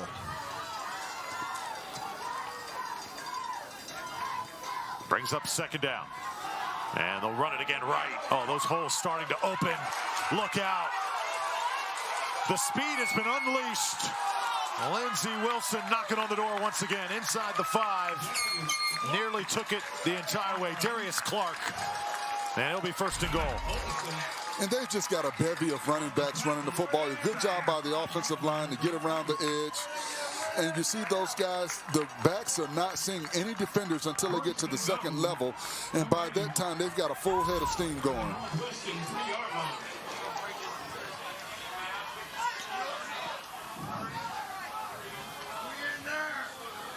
So first down and goal. Lindsey Wilson, I'll tell you what, the running backs have come to play tonight. Darius Clark always brings energy to this offensive unit. And now it's Dukes handing it off once more. Blue Raiders starting to pull away, folks.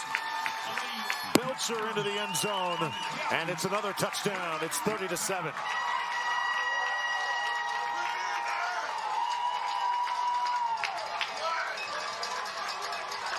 And right now, this offensive line for Lindsey Wilson is asserting itself. They are just playing grown man football down in the trenches. They're knocking guys back. They're knocking guys off the football. And this is what you want to see. You've got offensive guards being able to chip and tandem block all the way up to the second level. So what they're doing, they're knocking those defensive tackles over for their tackles, and they're able to get up and put a body on these linebackers, not allowing them to flow downhill, and the backs are basically walking into the end zone. 31-7. Sounders extra point up and good. And Lindsey Wilson pulling away behind their big offensive line. And Coach Oliver has waited a long time to coach in this game. So far, so good. Blue Raiders dominating the Red Raiders at the moment here in Grambling. Into the paint.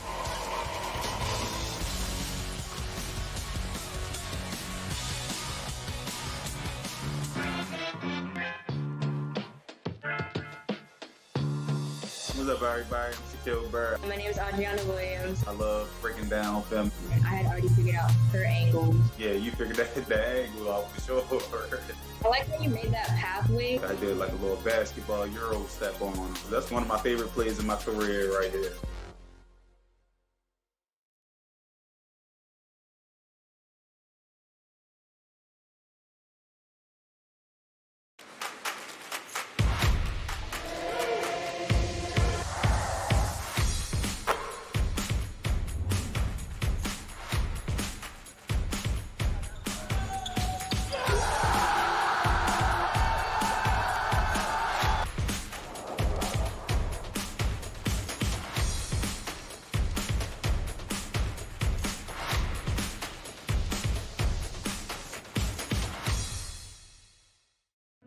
These lights were never meant to stay dark. These seats were never meant to stay empty. These places were never built to stay quiet. Game day looks different today. It might take some getting used to, but we come here for the same purpose: to celebrate, to embrace and heartbreak, to hope.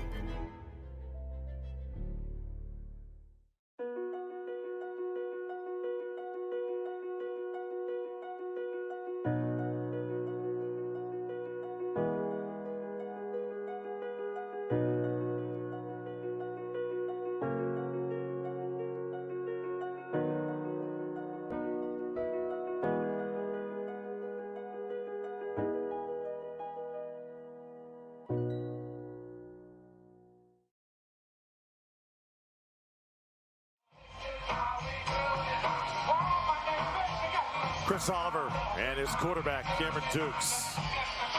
Both of them on point here thus far, 31-7. Lindsey Wilson has been pretty much in control of this entire football game. Northwestern had a good flurry just before the end of the first half, but Blue Raiders have made a statement here in the third quarter. Well, what they've done is they've depended on their offensive line, and their offensive line has delivered. They came into this ball game with a 54-pound weight differential, and you see it on display. They're leaning on these defensive linemen. They're giving Dukes all the time he needs in the pocket when they're passing the football, and they're just doing the little things that make a championship ball club.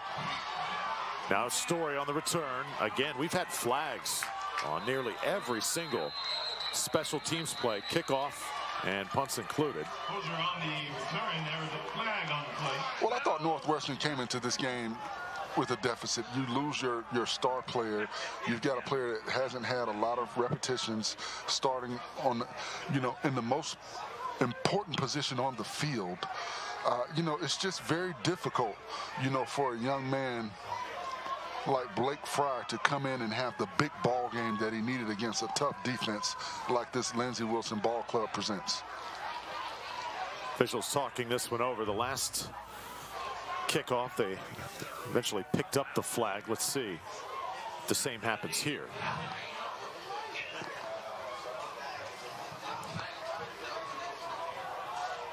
We had 2 fouls on the play, 1 on each team. During the return, block in the back, return team, number 18 team. After the play, personal foul, unnecessary roughness, 34 on the kick team. Both fouls will be enforced. First down. So tonight we're at Eddie Robinson Stadium.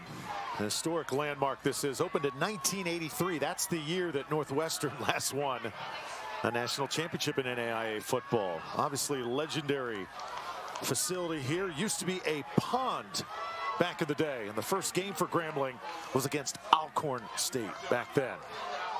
And it's just incredible for us. This place is like a bowl. I mean, it can get really, really loud when you come into the stadium, walking down into it. It is really, really a sight to behold. It's a beautiful facility. It is. Red Raiders from their 22-yard line. 22-yard line is the starting point now for Fryer. Still with the keys to the offense, but under big-time pressure as he just has to throw that one away. And you see what Lindsey Wilson is doing there, coming there, showing a three-man pass rush like they've been doing all afternoon and all evening. And then you're getting a delayed rush by Luke Bowman, the middle linebacker. So what he's doing, he's sitting back and he's looking at their blocking scheme, Bowman is, and when he sees a seam, he goes up the field to put pressure on Blake Fryer. Big 99's been a handful tonight, so is 39. L.J. Bowman, the junior. Bowman's a guy that could get some looks at that next level. As Fryer sets up the screen again. First time he gets it into the hands of number 80. As Fakuma, who was a big target in the semifinal win against Morningside. And he makes his first catch here. And that was a good read by Fryer. Peyton Doles gave it away. He came up close to the line of scrimmage. And what Fryer did was throw the ball right where Doles came from because he knew there was an empty pocket right there for his receiver. Third down, this could be four-down territory for Northwestern. I know we still got a lot of football ahead, but this is the national championship, and you cannot let Lindsey Wilson get on the field and simply score again. This is batted away. It could be a fumble. Now they're going to say it's incomplete. And again, 39 a handful, Bowman. And what they're doing, they're walking those linebackers up in those gaps. And they're asking an offensive tackle to block a linebacker with the speed rush on the outside. What 58 has to do, Grover, is he has to kick back. You've got to get 3 kick steps back. You've got to keep that outside shoulder away from the defender. You can't reach out, especially when you've got a linebacker like Bowman who is faster than you coming off on the edge rush. Do decide to punt it away here.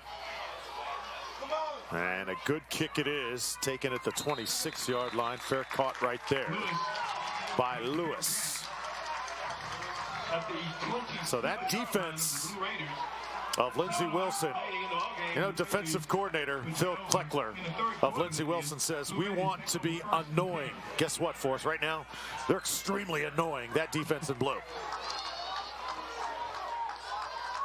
Well, they've done a good job of figuring out the game plan of Northwestern Iowa. They put pressure on Fryer all afternoon. They've made him think every play. Sometimes they show 3, sometimes they show 4, but you don't know who's coming. Touchdowns on the last 3 drives for Lindsey Wilson. And it is Demetrius Patterson. As you look at Cameron Dukes, asked him about his leadership. Coaches praise number 12 for just his ability to get guys going. We asked him during the call this week, who do you really try and emulate? He said Tom Brady, Drew Brees, Russell Wilson. That's a pretty good 3 right there. Absolutely, all MVPs. Second down. Keep it on the ground again. Trying to one behind his blockers is Boyd, and he'll take it up to the 30. And right now, the run game is Lindsey Wilson's best friend. They're going to run the football. I don't expect them to pass the ball very often. I expect them to continue to run clock, run the football. Crowd still got some life over there in Red Raiders country. Again, hungry for a stop. 3rd and 7, and oh, nearly. That would have been a pick 6 for sure. In his hands, Jake Lynott could have run a long way. And I think if Lynott tries to body catch this football, it's pick 6. He tried to catch it with his hands. Use your body. Just let it come into your body. Right there. If he runs through with his body and catches that football, he's running in for a touchdown. But a great defensive job on the outside by Lynott to get the ball back to his offense. So punting situation here. Northwestern going to get the football back. This is a high kick and a really good one. Oh, the Blue Raiders going to get a gem here. All the way down to the 1-foot line.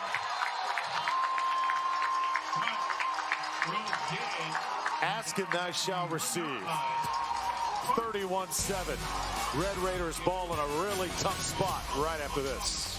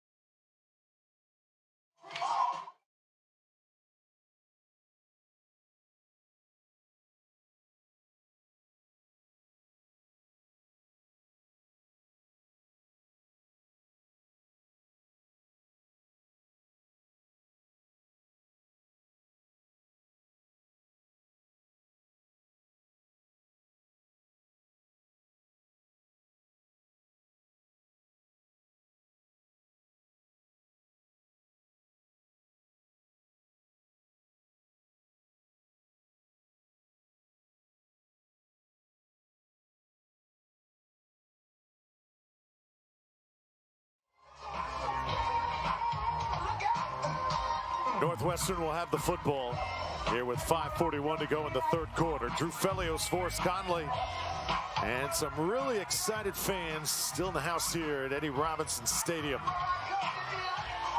What a blast of a punt by Ian Souter backing up the Red Raiders. And now Blake Fryer and company got to work out of their own end zone practically. Try and get a little bit of real estate back, and nicely done. Out to the 8-yard line. So Fryer makes it happen with his feet. Well, a good job by Fryer on that play. They brought everybody down in the box. So if you get to the second level, there are not many defenders there. So a good decision to get it, tuck it, and run immediately.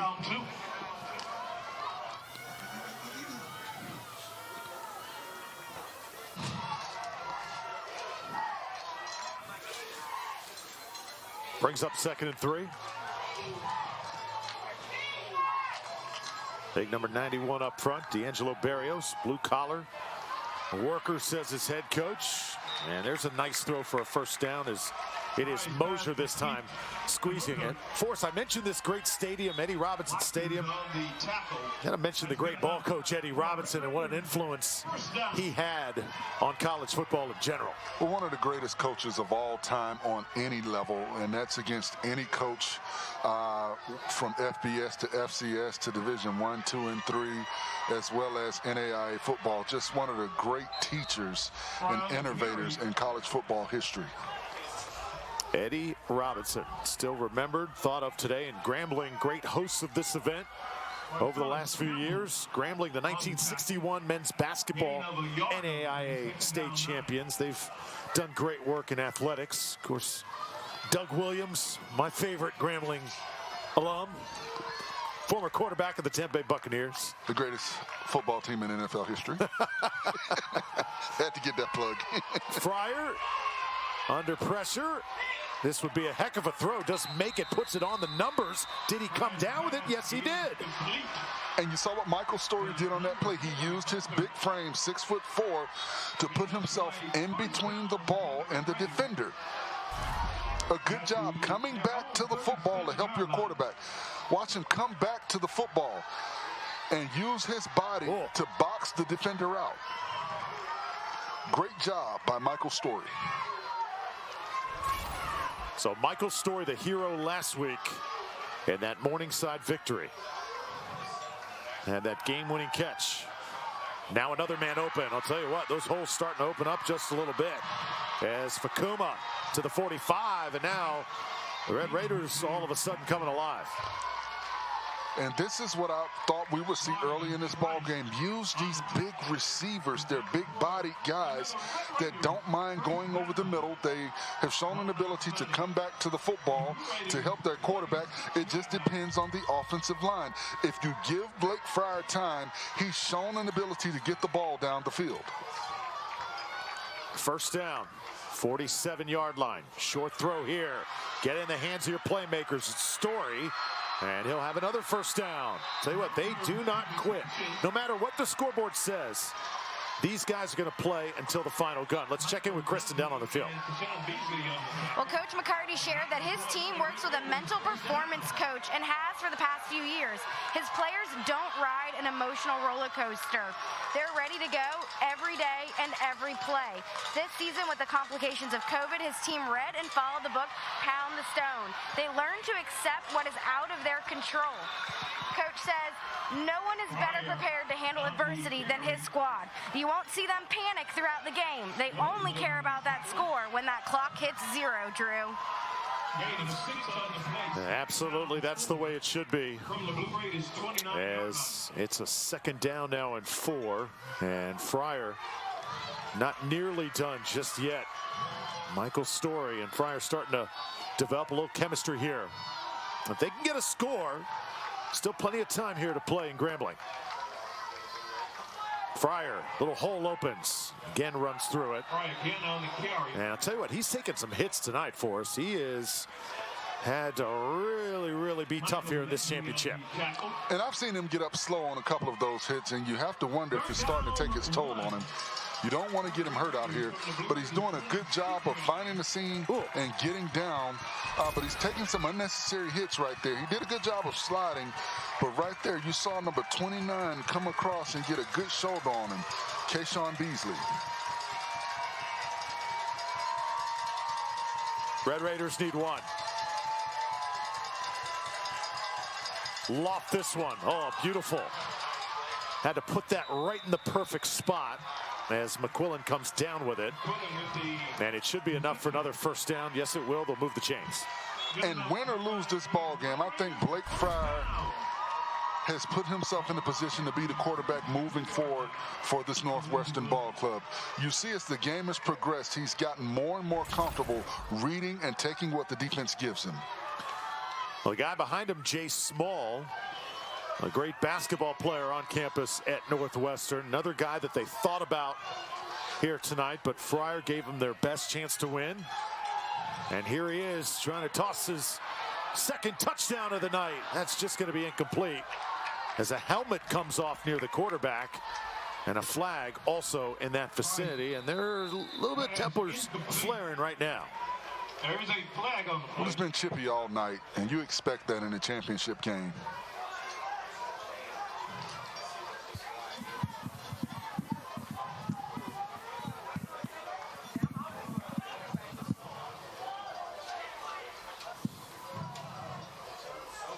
Travis Grover's hat came off.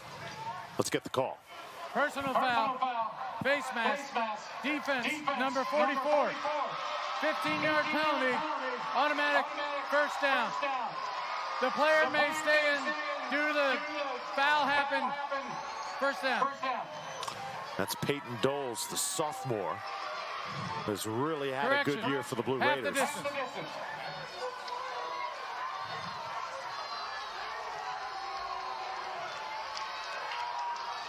So, it sets up Red Raiders now at the 12-yard line. And another must-score opportunity here for the team in white. And I thought on the previous play, Blake Fryer had a touchdown. He just took a little bit too long to get rid of the football. Fryer over the middle, got his man, and he is in. Solberg scores, and the Red Raiders aren't done just yet. And once again, that crossing route, that's what allows a quarterback to get comfortable. It's one of the toughest routes for defenders to cover. They're usually in trail mode, and when you put the ball on the receiver where he can continue to run, it allows for him to make plays. Watch on this play, Fry. He puts the ball right on him as he's running. A good job to get down by Solberg and get that football. It was thrown a little bit low, but it was thrown where Solberg did not have to break stride to get to the end zone.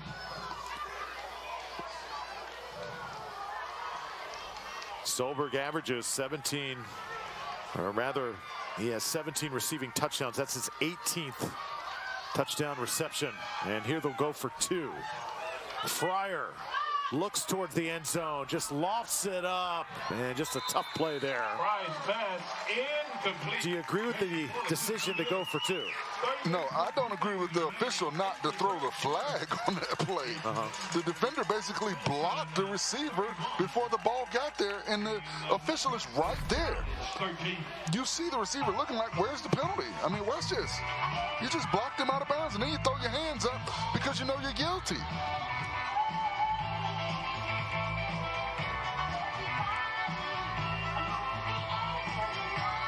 I understand Mike Story's frustration on that play because the defender basically blocked him out of bounds, not allowing him to even try and make a play on the football.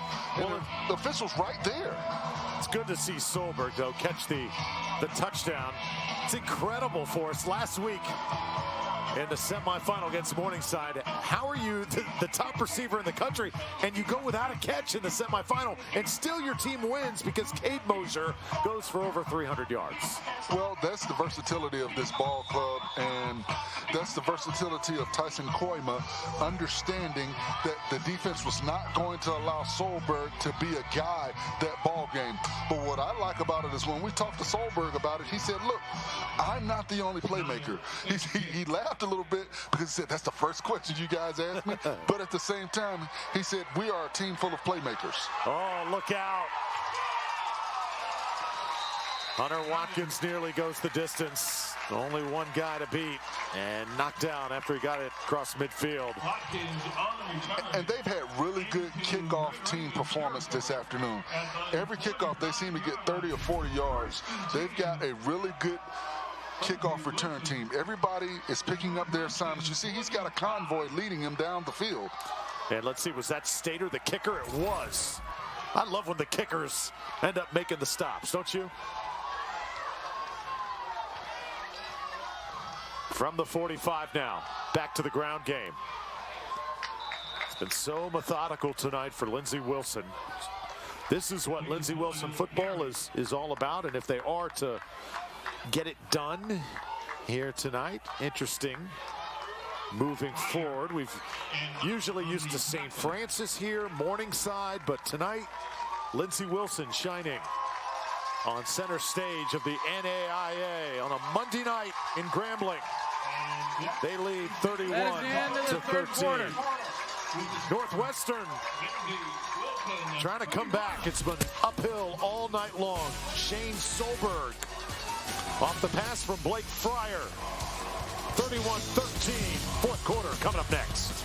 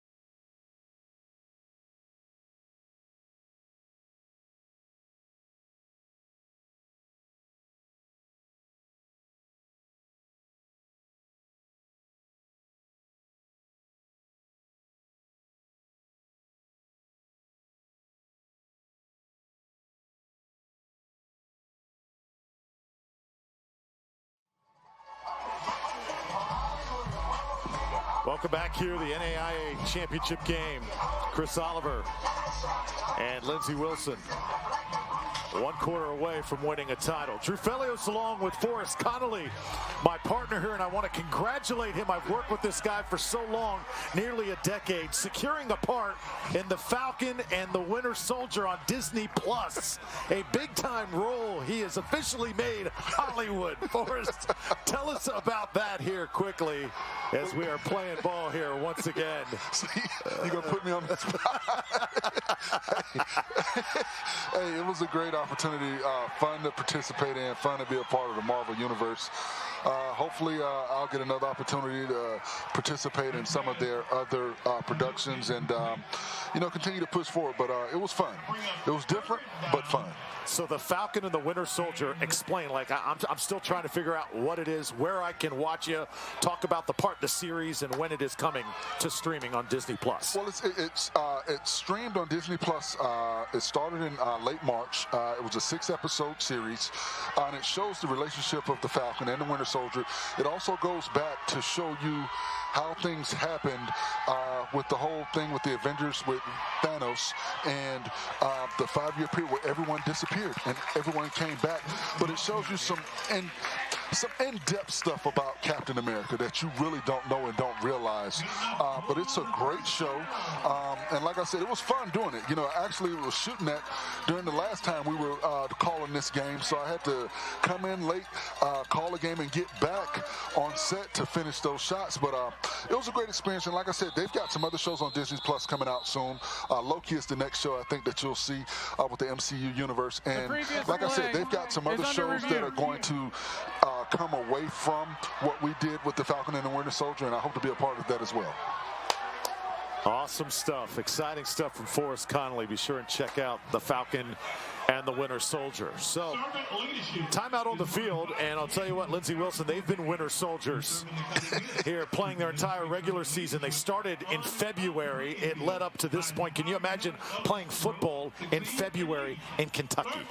Well, can you imagine watching all the other teams play that did play and sitting back and knowing that, okay, we've still got a shot. We can watch, we can game plan, we can look at everybody that's playing, and we can continue to develop as a team and prepare ourselves for this long haul, and you see the results of it. I think they're healthy. I think they've played very dominant football this afternoon. I think their offensive line has set the tone early in the ball game. I see these big guys, not only 7-7 that I've been calling out all night, but all the other offensive linemen, Cross, Cox, Oliver, Kramer, all of these guys have done an excellent job, not only keeping pocket integrity, allowing for Dukes to sit back there and pick this defense apart, but they've opened up holes and they've been people movers throughout the evening, and that's how you win championship ball games. You win it in the trenches, and I think that's where they've set themselves apart. You see the 54-pound weight difference on the way that they've been able to lean on these guys and knock guys out the box. First game against Pikeville was February 12th. It was almost canceled because of an ice storm. So here you are trying to start your football season. Coach Oliver said we didn't know whether we were going to play in the fall. We had to halt several times because COVID broke out amongst the team. I'll tell you what, it has been some kind of an adventure. And I think these teams need to be commended, the coaching staffs, the parents, all of the athletic staffs, the NAIA as a whole, for getting through this pandemic and being able to put on these great sporting events. You think about everything that we've gone through, not as a community, not as a country, not as a society, but as a world, and for these guys to be able to put on this great performance and get through it, I think, everyone should be applauded. Let's check in with Kristen with more on that bubble. Hey, Kristen. Hey, guys. Well, just like you mentioned, it took a lot to make all of this happen. The Blue Raiders took a page from the NBA bubble, and we'll be right back. After review, the runner was short of the line to gain. It'll be 4th and 1 at the 36-yard line. The clock will start on my signal.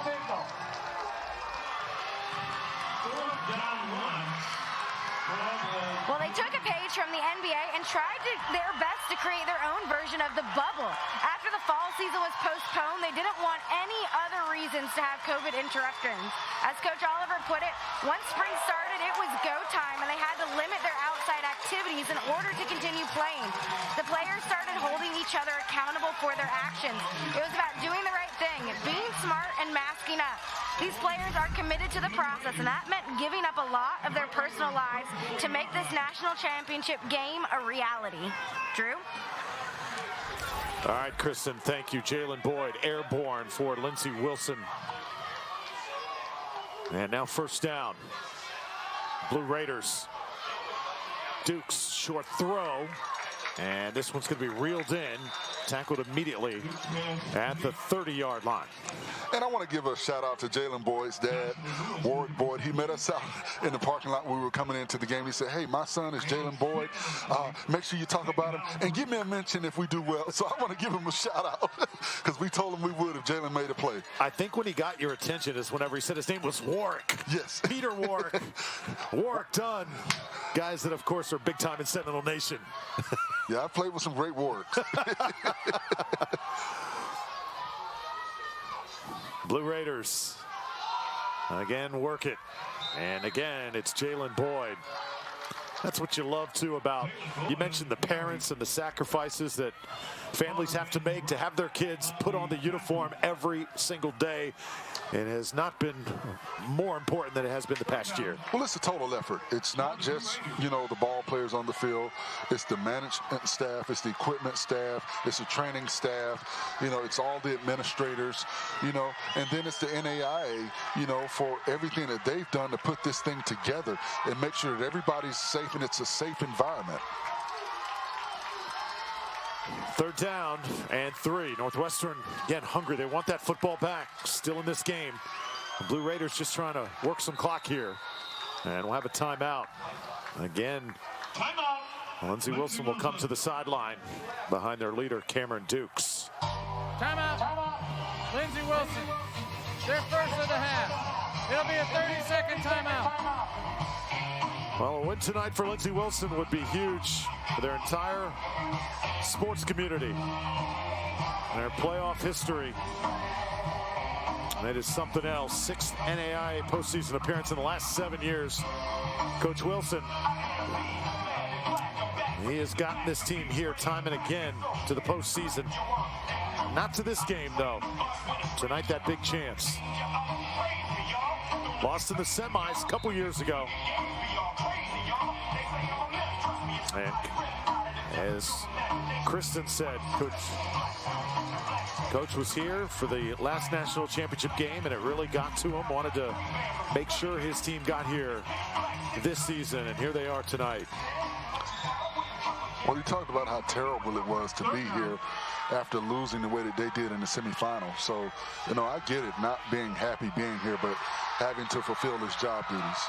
It's going to be a loss. So 4th down coming up. And I believe it was Brett Mosier, the linebacker, who shot the gap. Mosier had that big fumble return for a touchdown against Morningside that swung the tide last week. And I love the energy by the Northwestern fan base. They continue to support their ball club, even though they're far behind as the game and the clock continues to tick away. Big play here. Probably the biggest of the game for Northwestern. See if they can get some pressure here. Right side. It is caught. First down and more. Down to the 15. That is a big one. Jaleel Warren, the junior tight end. And I don't know what else Devin Mao could do on that play. He had him covered up. He did exactly what you're supposed to do on that play. That was just a perfect throw by Cameron Dukes. First down, Blue Raiders. Excuse me, not Devin Mao, that was Parker Fry. But he had him covered up. What else can you do on that play? That's just a perfect throw. And Jaleel Warren did a good job of using his body to shield off the defender and turn up the field to get the first down. Mark it at the 15. This one would likely put this game completely out of reach. Oh, big hit right there at the point of attack. And again, it is number 11, Brett Mosier. He comes with authority. He came in as a quarterback, this young man. He was beat out by guess who? Mr. Koima. Switched to linebacker, then just ran with it. That's the great thing about NAIA football, Forrest. If you're a good athlete, there's a place on the field for you. And he's got that unique size, 6'3", 240 pounds. As an offensive tackle, those are the guys you hate to see when you're game planning for the next week's ball game, because you know they're speed rushers and they play with their hands on the outside. Duke's now on second down. Again, nothing fancy, just run straight forward and doing it behind that massive offensive line. Jalen Boyd on the carry. Tanner Olsen on the stop. Lindsey Wilson leading 31-13. Coming up on 10 minutes to play in the game. See big 55 there, Dawson Oliver. Also over 300 pounds. Ronnie Kramer, 71. Redshirt freshman, 6'3" right there. 315. Third down.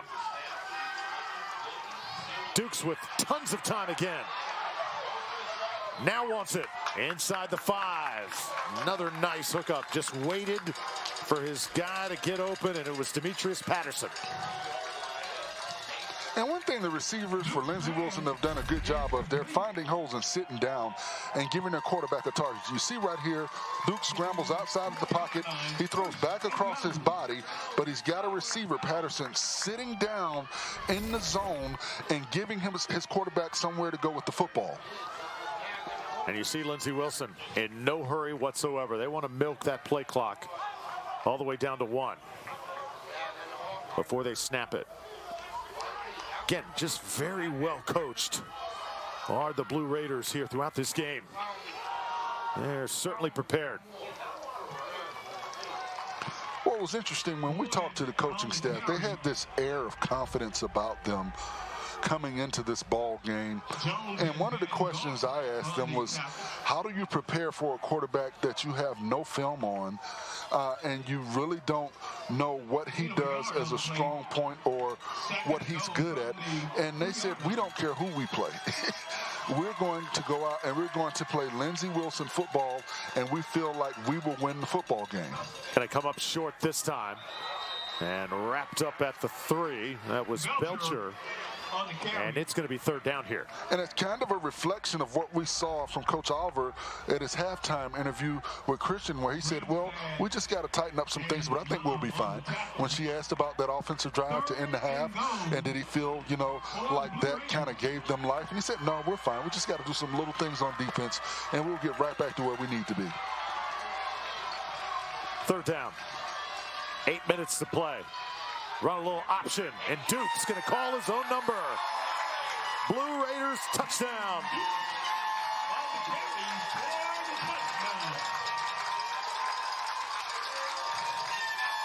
The night has belonged to Cameron Dukes.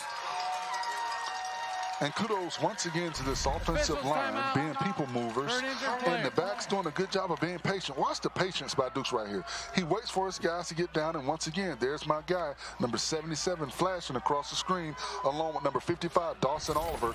But the backs have done a good job all evening being patient, allowing for the play to develop, planting that foot, getting north and south, and going. Player down on the field. Not exactly sure who it is right now. As soon as we find out, we'll let you know. I believe it is Mosier, who is right now on his back. Cameron Dukes. He has put on a show here tonight under the lights in Grambling. All Lindsey Wilson. 7:53 to go. I've been thinking about this for a long time. I thought, if that's out there, I want to make sure I see it and I get involved in it, because to me, this was music to my ears. I was blown away. When you look at today's kid, the millennium kid, they learn by being able to see it. If I can see it, there's a great chance that I can do it. The First Down Playbook is a tool that can essentially change the way we teach the game. Campbellsville helped me to get a job, get my master's, to prepare myself for the world. It offers students a tremendous amount of opportunity to get real-world experience. We see Christian students, non-Christian students. We see people from every walk of life. It's such a good place to be. It kind of reminds me of home. Your teachers actually look out for you here. You feel invited as soon as you walk in. You're not going to find any better place to help students achieve what they want.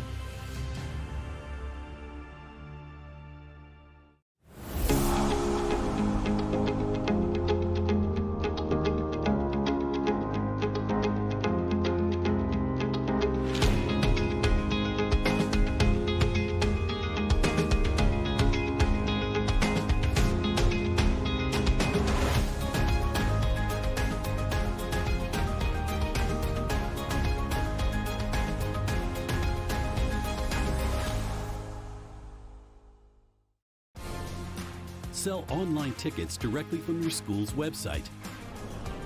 Scan digital or printed tickets with the Hometown Gate app. And get immediate access to ticket revenue with real-time reporting at no cost to your school. It's that easy to bring touchless ticketing to your hometown. Hometown. Fast scans, happy fans.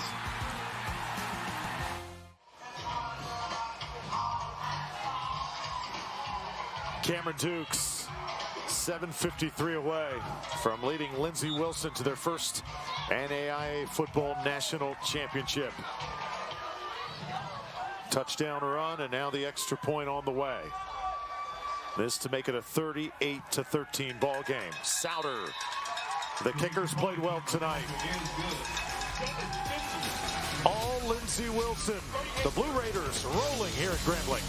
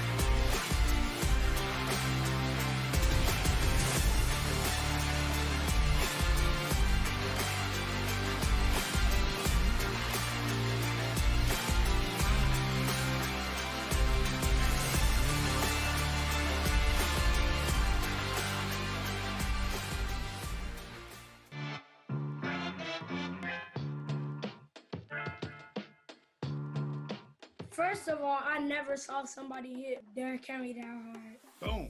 He just flew. Yeah.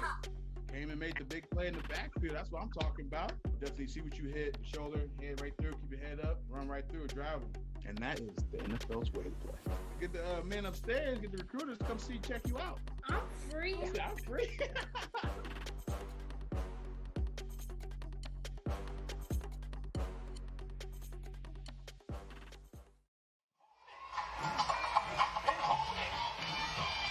Well, the longest drive of the season for Lindsey Wilson leads to a touchdown, an extra point, 38-13, like clockwork. Tonight, here under the lights at Grambling, Drew Felios, Forrest Connolly, and Northwestern will get the football here in what has been a struggle from the opening gun.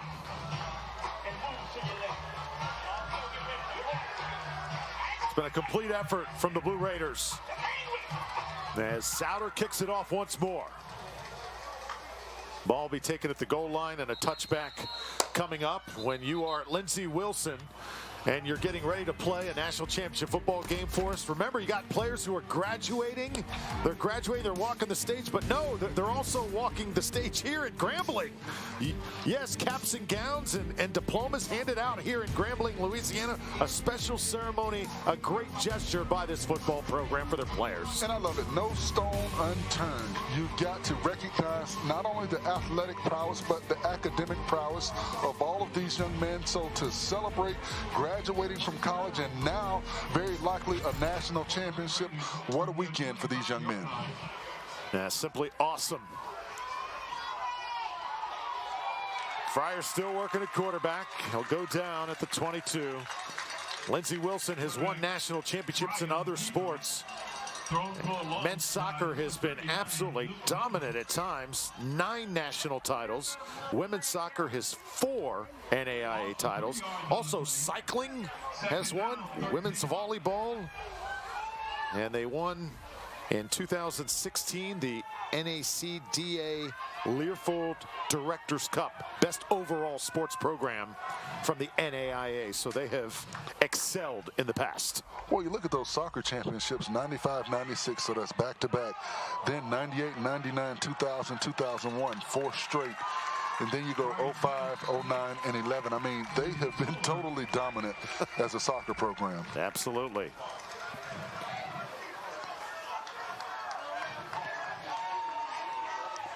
And for Northwestern, Shane Solberg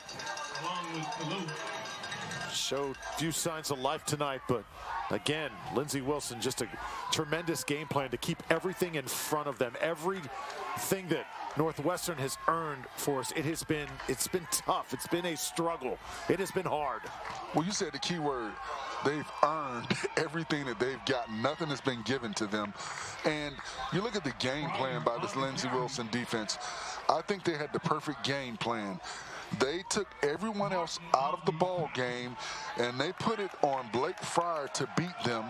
And when you've got a quarterback that has not had that much time, it's very difficult to get into a rhythm. He had spots where it looked like he was getting into a rhythm, but then offensively, Lindsey Wilson would come back out and put points on the board.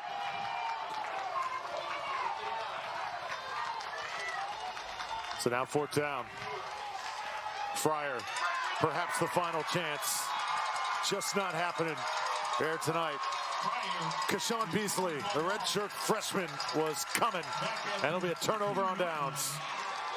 Well, what they've done all night, they put 3 down at the line of scrimmage, and then they brought a different linebacker on a delayed blitz, and then they bring safeties on a delayed blitz. And for a new quarterback, it's very difficult to read that.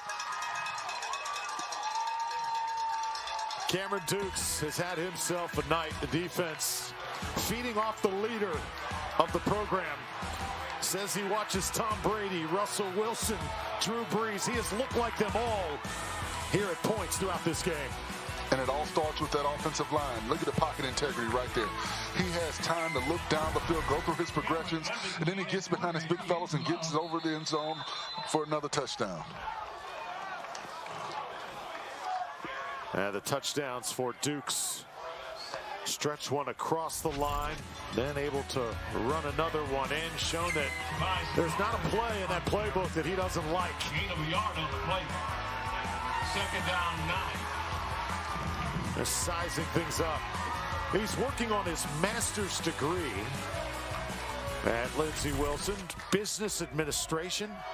Tremendous leader. Interesting to see what he does and the next stage of his life. Cameron Dukes certainly has made his mark on this program at Lindsey Wilson. And Blue Raiders marching it once again.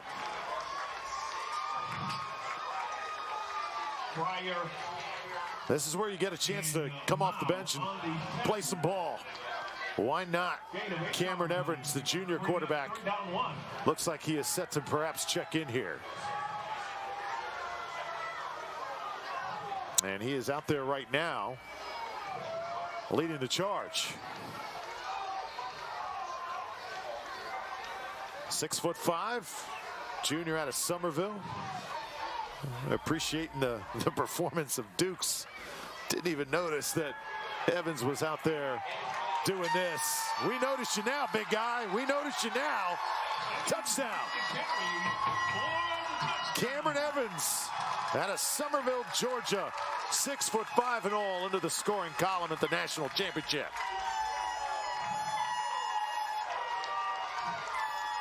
And once again, you put the second string offensive line in and you get the same results. These guys are people movers. They're doing a good job of getting pushed at the point of attack and making it easy for the backs and the quarterbacks to get up the field and get north and south and get positive yards. See Dukes, first guy to congratulate him, loving it as he gets to the sideline.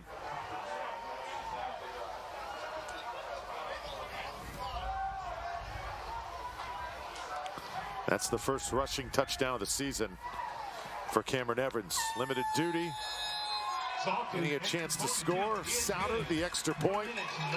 Everybody getting involved here tonight. Cameron Evans, late substitution, why not? Line paves the way, he runs right through it, and Mr. Dukes waiting for him on the sideline.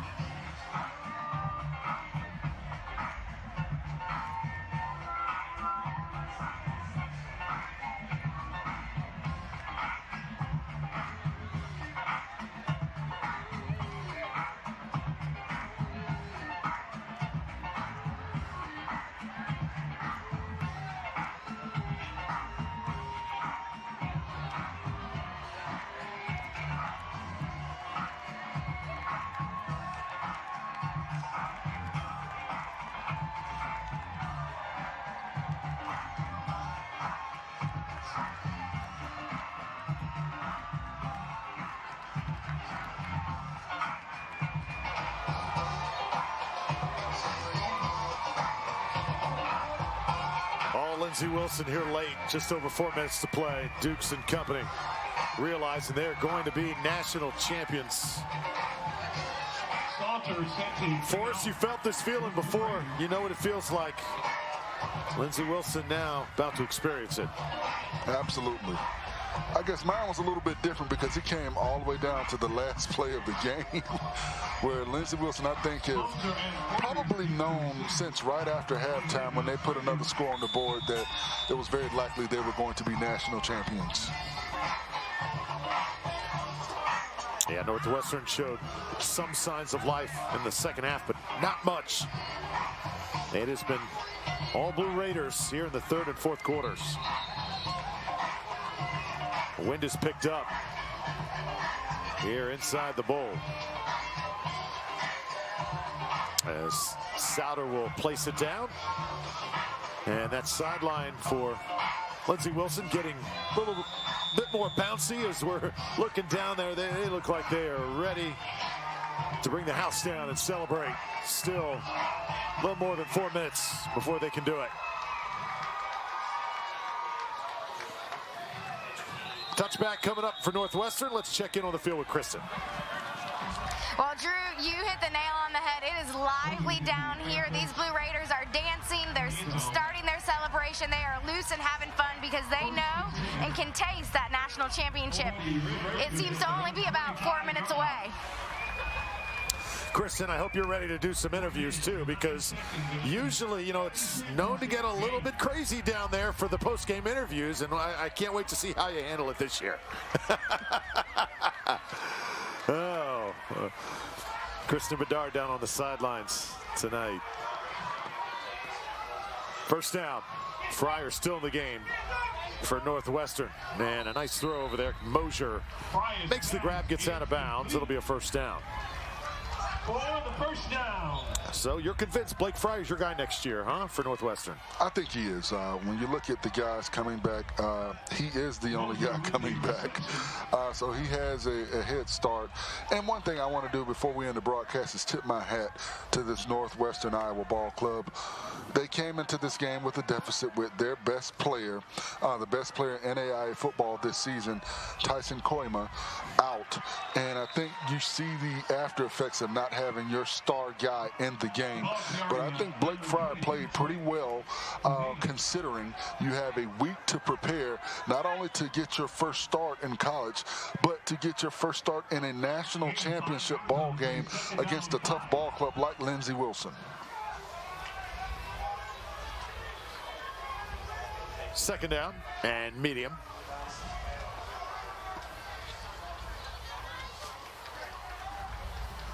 Clock now at 3 minutes. Fryer still slinging it. Near side he comes. And a big hit taken over there. Wow, they're not letting up. Flores made the grab, and the guys in blue have been teeing off. Well, right now, Lindsey Wilson's defense is keeping everything in front of them. And what they're going to do, they're going to get some hard hits and some hard shots on guys.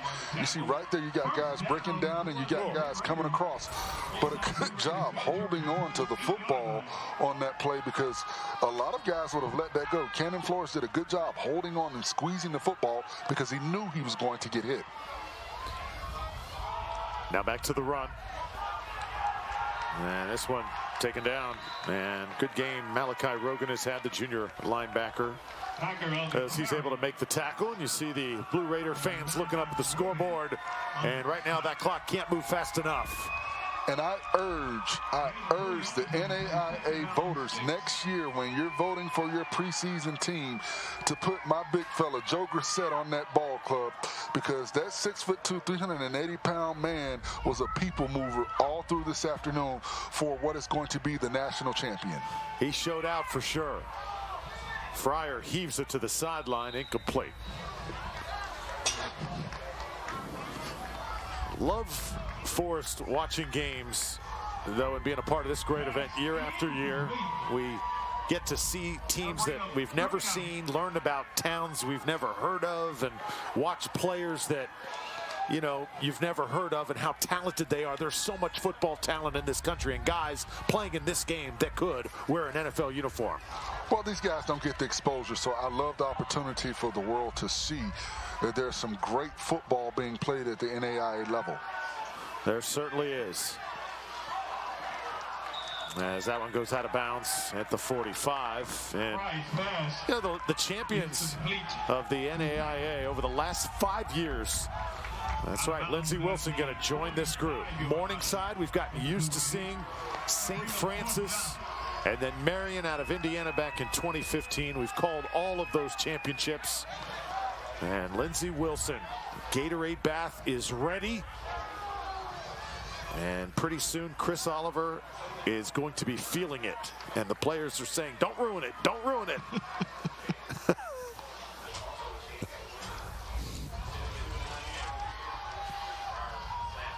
Back to throw is Fryer. And this one's incomplete as well. And now the showers break out on the Lindsey Wilson side. They are ready to celebrate, as we've got 1:33 to go, and now Lindsey Wilson, it is a formality. And once again, look at that Northwestern Iowa fan base. They have not left. They are sitting there and they are cheering on their kids and showing their support, even though they're not going to win this ball game. I love the support by that fan base. It was Chris Oliver's first head coaching job. Lindsey Wilson. He helped build Ohio Dominican as an assistant. Was called to duty as a head coach at Lindsey Wilson, has not disappointed. And he has resurrected this program fully. Unsportsmanlike conduct on the bench on Lindsey Wilson. 15-yard penalty, first down. I think that penalty was worth it. Yeah, I don't think they care. They might get another one. Coach Oliver's not going to hand out any discipline to that one, I don't think. Absolutely not. When they start the music back up, they start back. I think you have to throw a flag on the video guy too, because he keeps getting the mic. Hey, it's football in May on a Monday night here in Grambling, Louisiana, and a night that Lindsey Wilson will never forget. On a cold night. As Will McDonald now, the freshman, is taking the snaps. Coach Oliver, an Ohio State alumni, so excited to take over the program at Lindsey Wilson, and he has done it with class over the last decade. This guy has really earned the respect of his peers, too, in NAIA football. And tonight, the ultimate prize.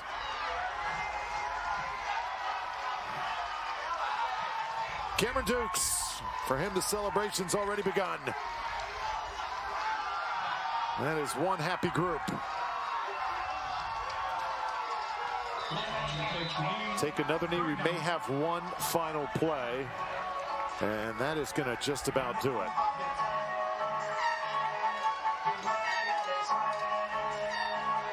Well, 12 months of dealing with a pandemic, not knowing whether you're going to play or not, whether you're going to practice or not,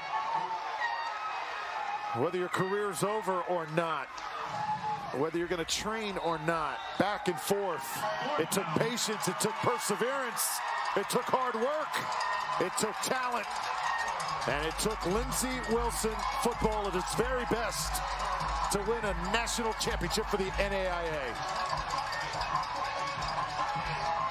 Great seasons by both ball clubs. Unfortunately for Northwestern Iowa, they didn't have their star player, but they were game. They came in and fought as hard as they could.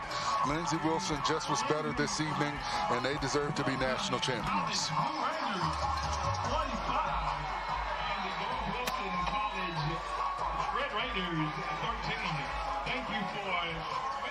And a tremendous season for Northwestern and Tyson Koima.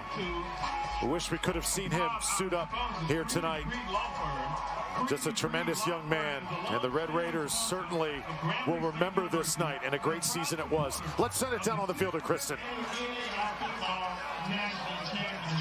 Coach, your team did not let up. They got the job done. You guys are national champions. What is going through your mind? It's just very surreal. I mean, just so proud of our kids. Proud of our kids. What does it mean for the Lindsey Wilson football program to take home this first national championship? Yeah, I mean, it's awesome. It's been 11 years. You know, this has been our baby. You know, we've come a long way. So many alums before these guys. These guys have done great, but so many alums before these guys came in and helped build this thing. It's just really special. You have so many weapons on this team, whether it was your O-line helping making things happen, your dual threat wide receivers, but Cameron Dukes got the job done. What does he mean to this program? He's just such a special player, special kid, high character, great student. You know, he's one of those guys, once we recruited him, kind of the rest took care of itself. So shout out to our coaching staff who recruited him. You know who you are, you're watching. But, you know, Cameron's a great kid, and he makes us proud. He's a special player. So how do you plan to celebrate with your team tonight? We're going to hang out, and we're going to celebrate with our fans here on the field, and we're going to eat some pizza, and we're going to, you know, we'll see what we do. All right, Coach, thank you so much. Go celebrate with your team. Thank you. And there is the NAIA National Championship trophy, and it will have Lindsey Wilson engraved in it here tonight. Well, what a moment right there. Coach Oliver, his family, and just pure joy. This is what this game is all about.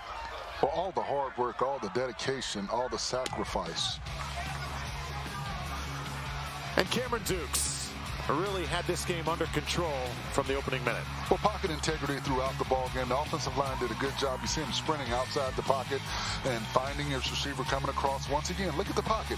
He takes all the time he needs. He goes through his progression, and he gets the ball down the field, and then he follows his big fellas into the end zone.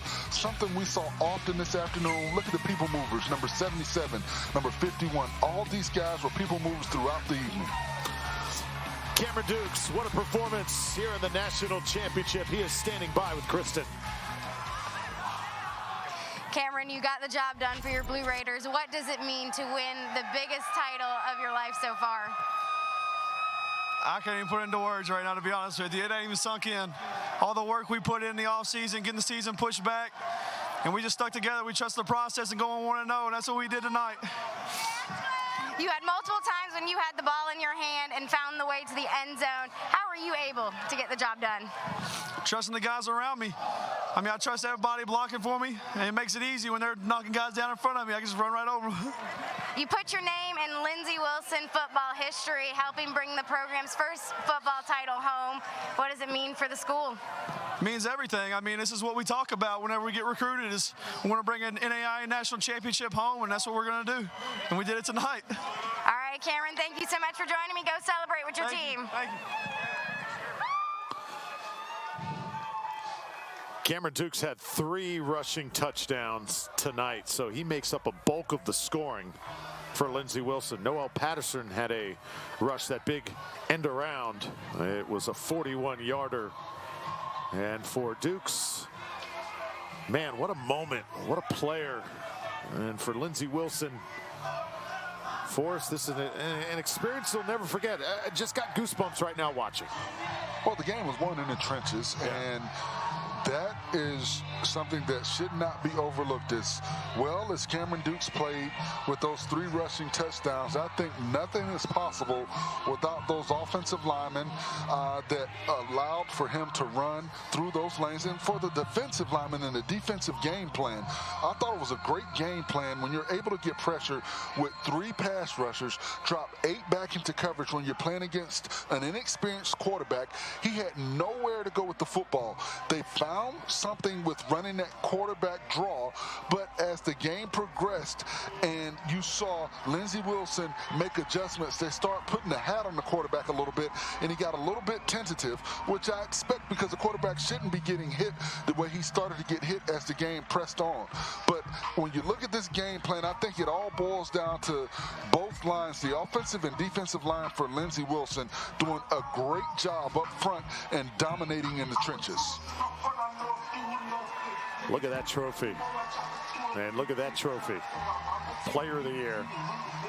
Got to figure Dukes has a really good shot at that.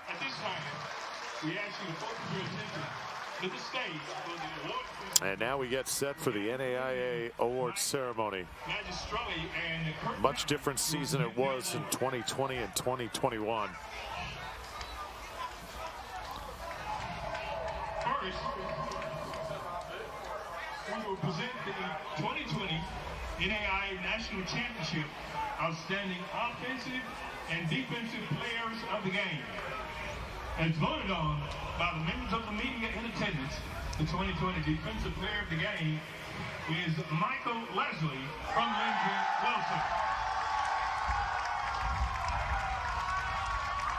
Congratulations to Michael Leslie, the 2020 Defensive Player of the Game. Next, we will recognize the 2020 Offensive Player of the Game.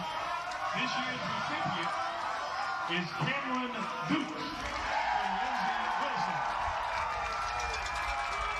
Congratulations once again to Cameron Dukes, the 2020 Offensive Player of the Game. Next, we will present our National Championship runner-up trophy to the Northwestern College Red Raiders.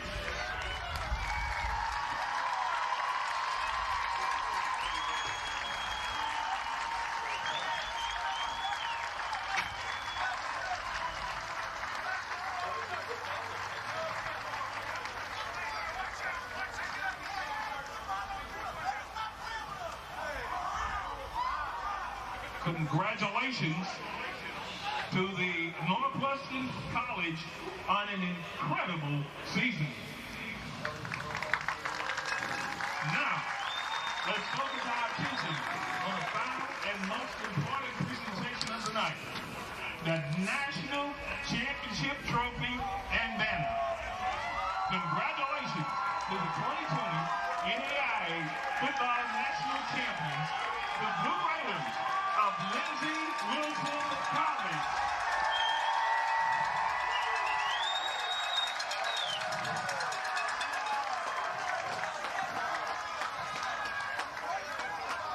This concludes our awards presentation. On behalf of the Grambling State University, the Ruston Lincoln Convention and Visitors Bureau, Eddie G. Robinson Stadium, and the NAIA, thanks to each and every one of you for making this a memorable experience.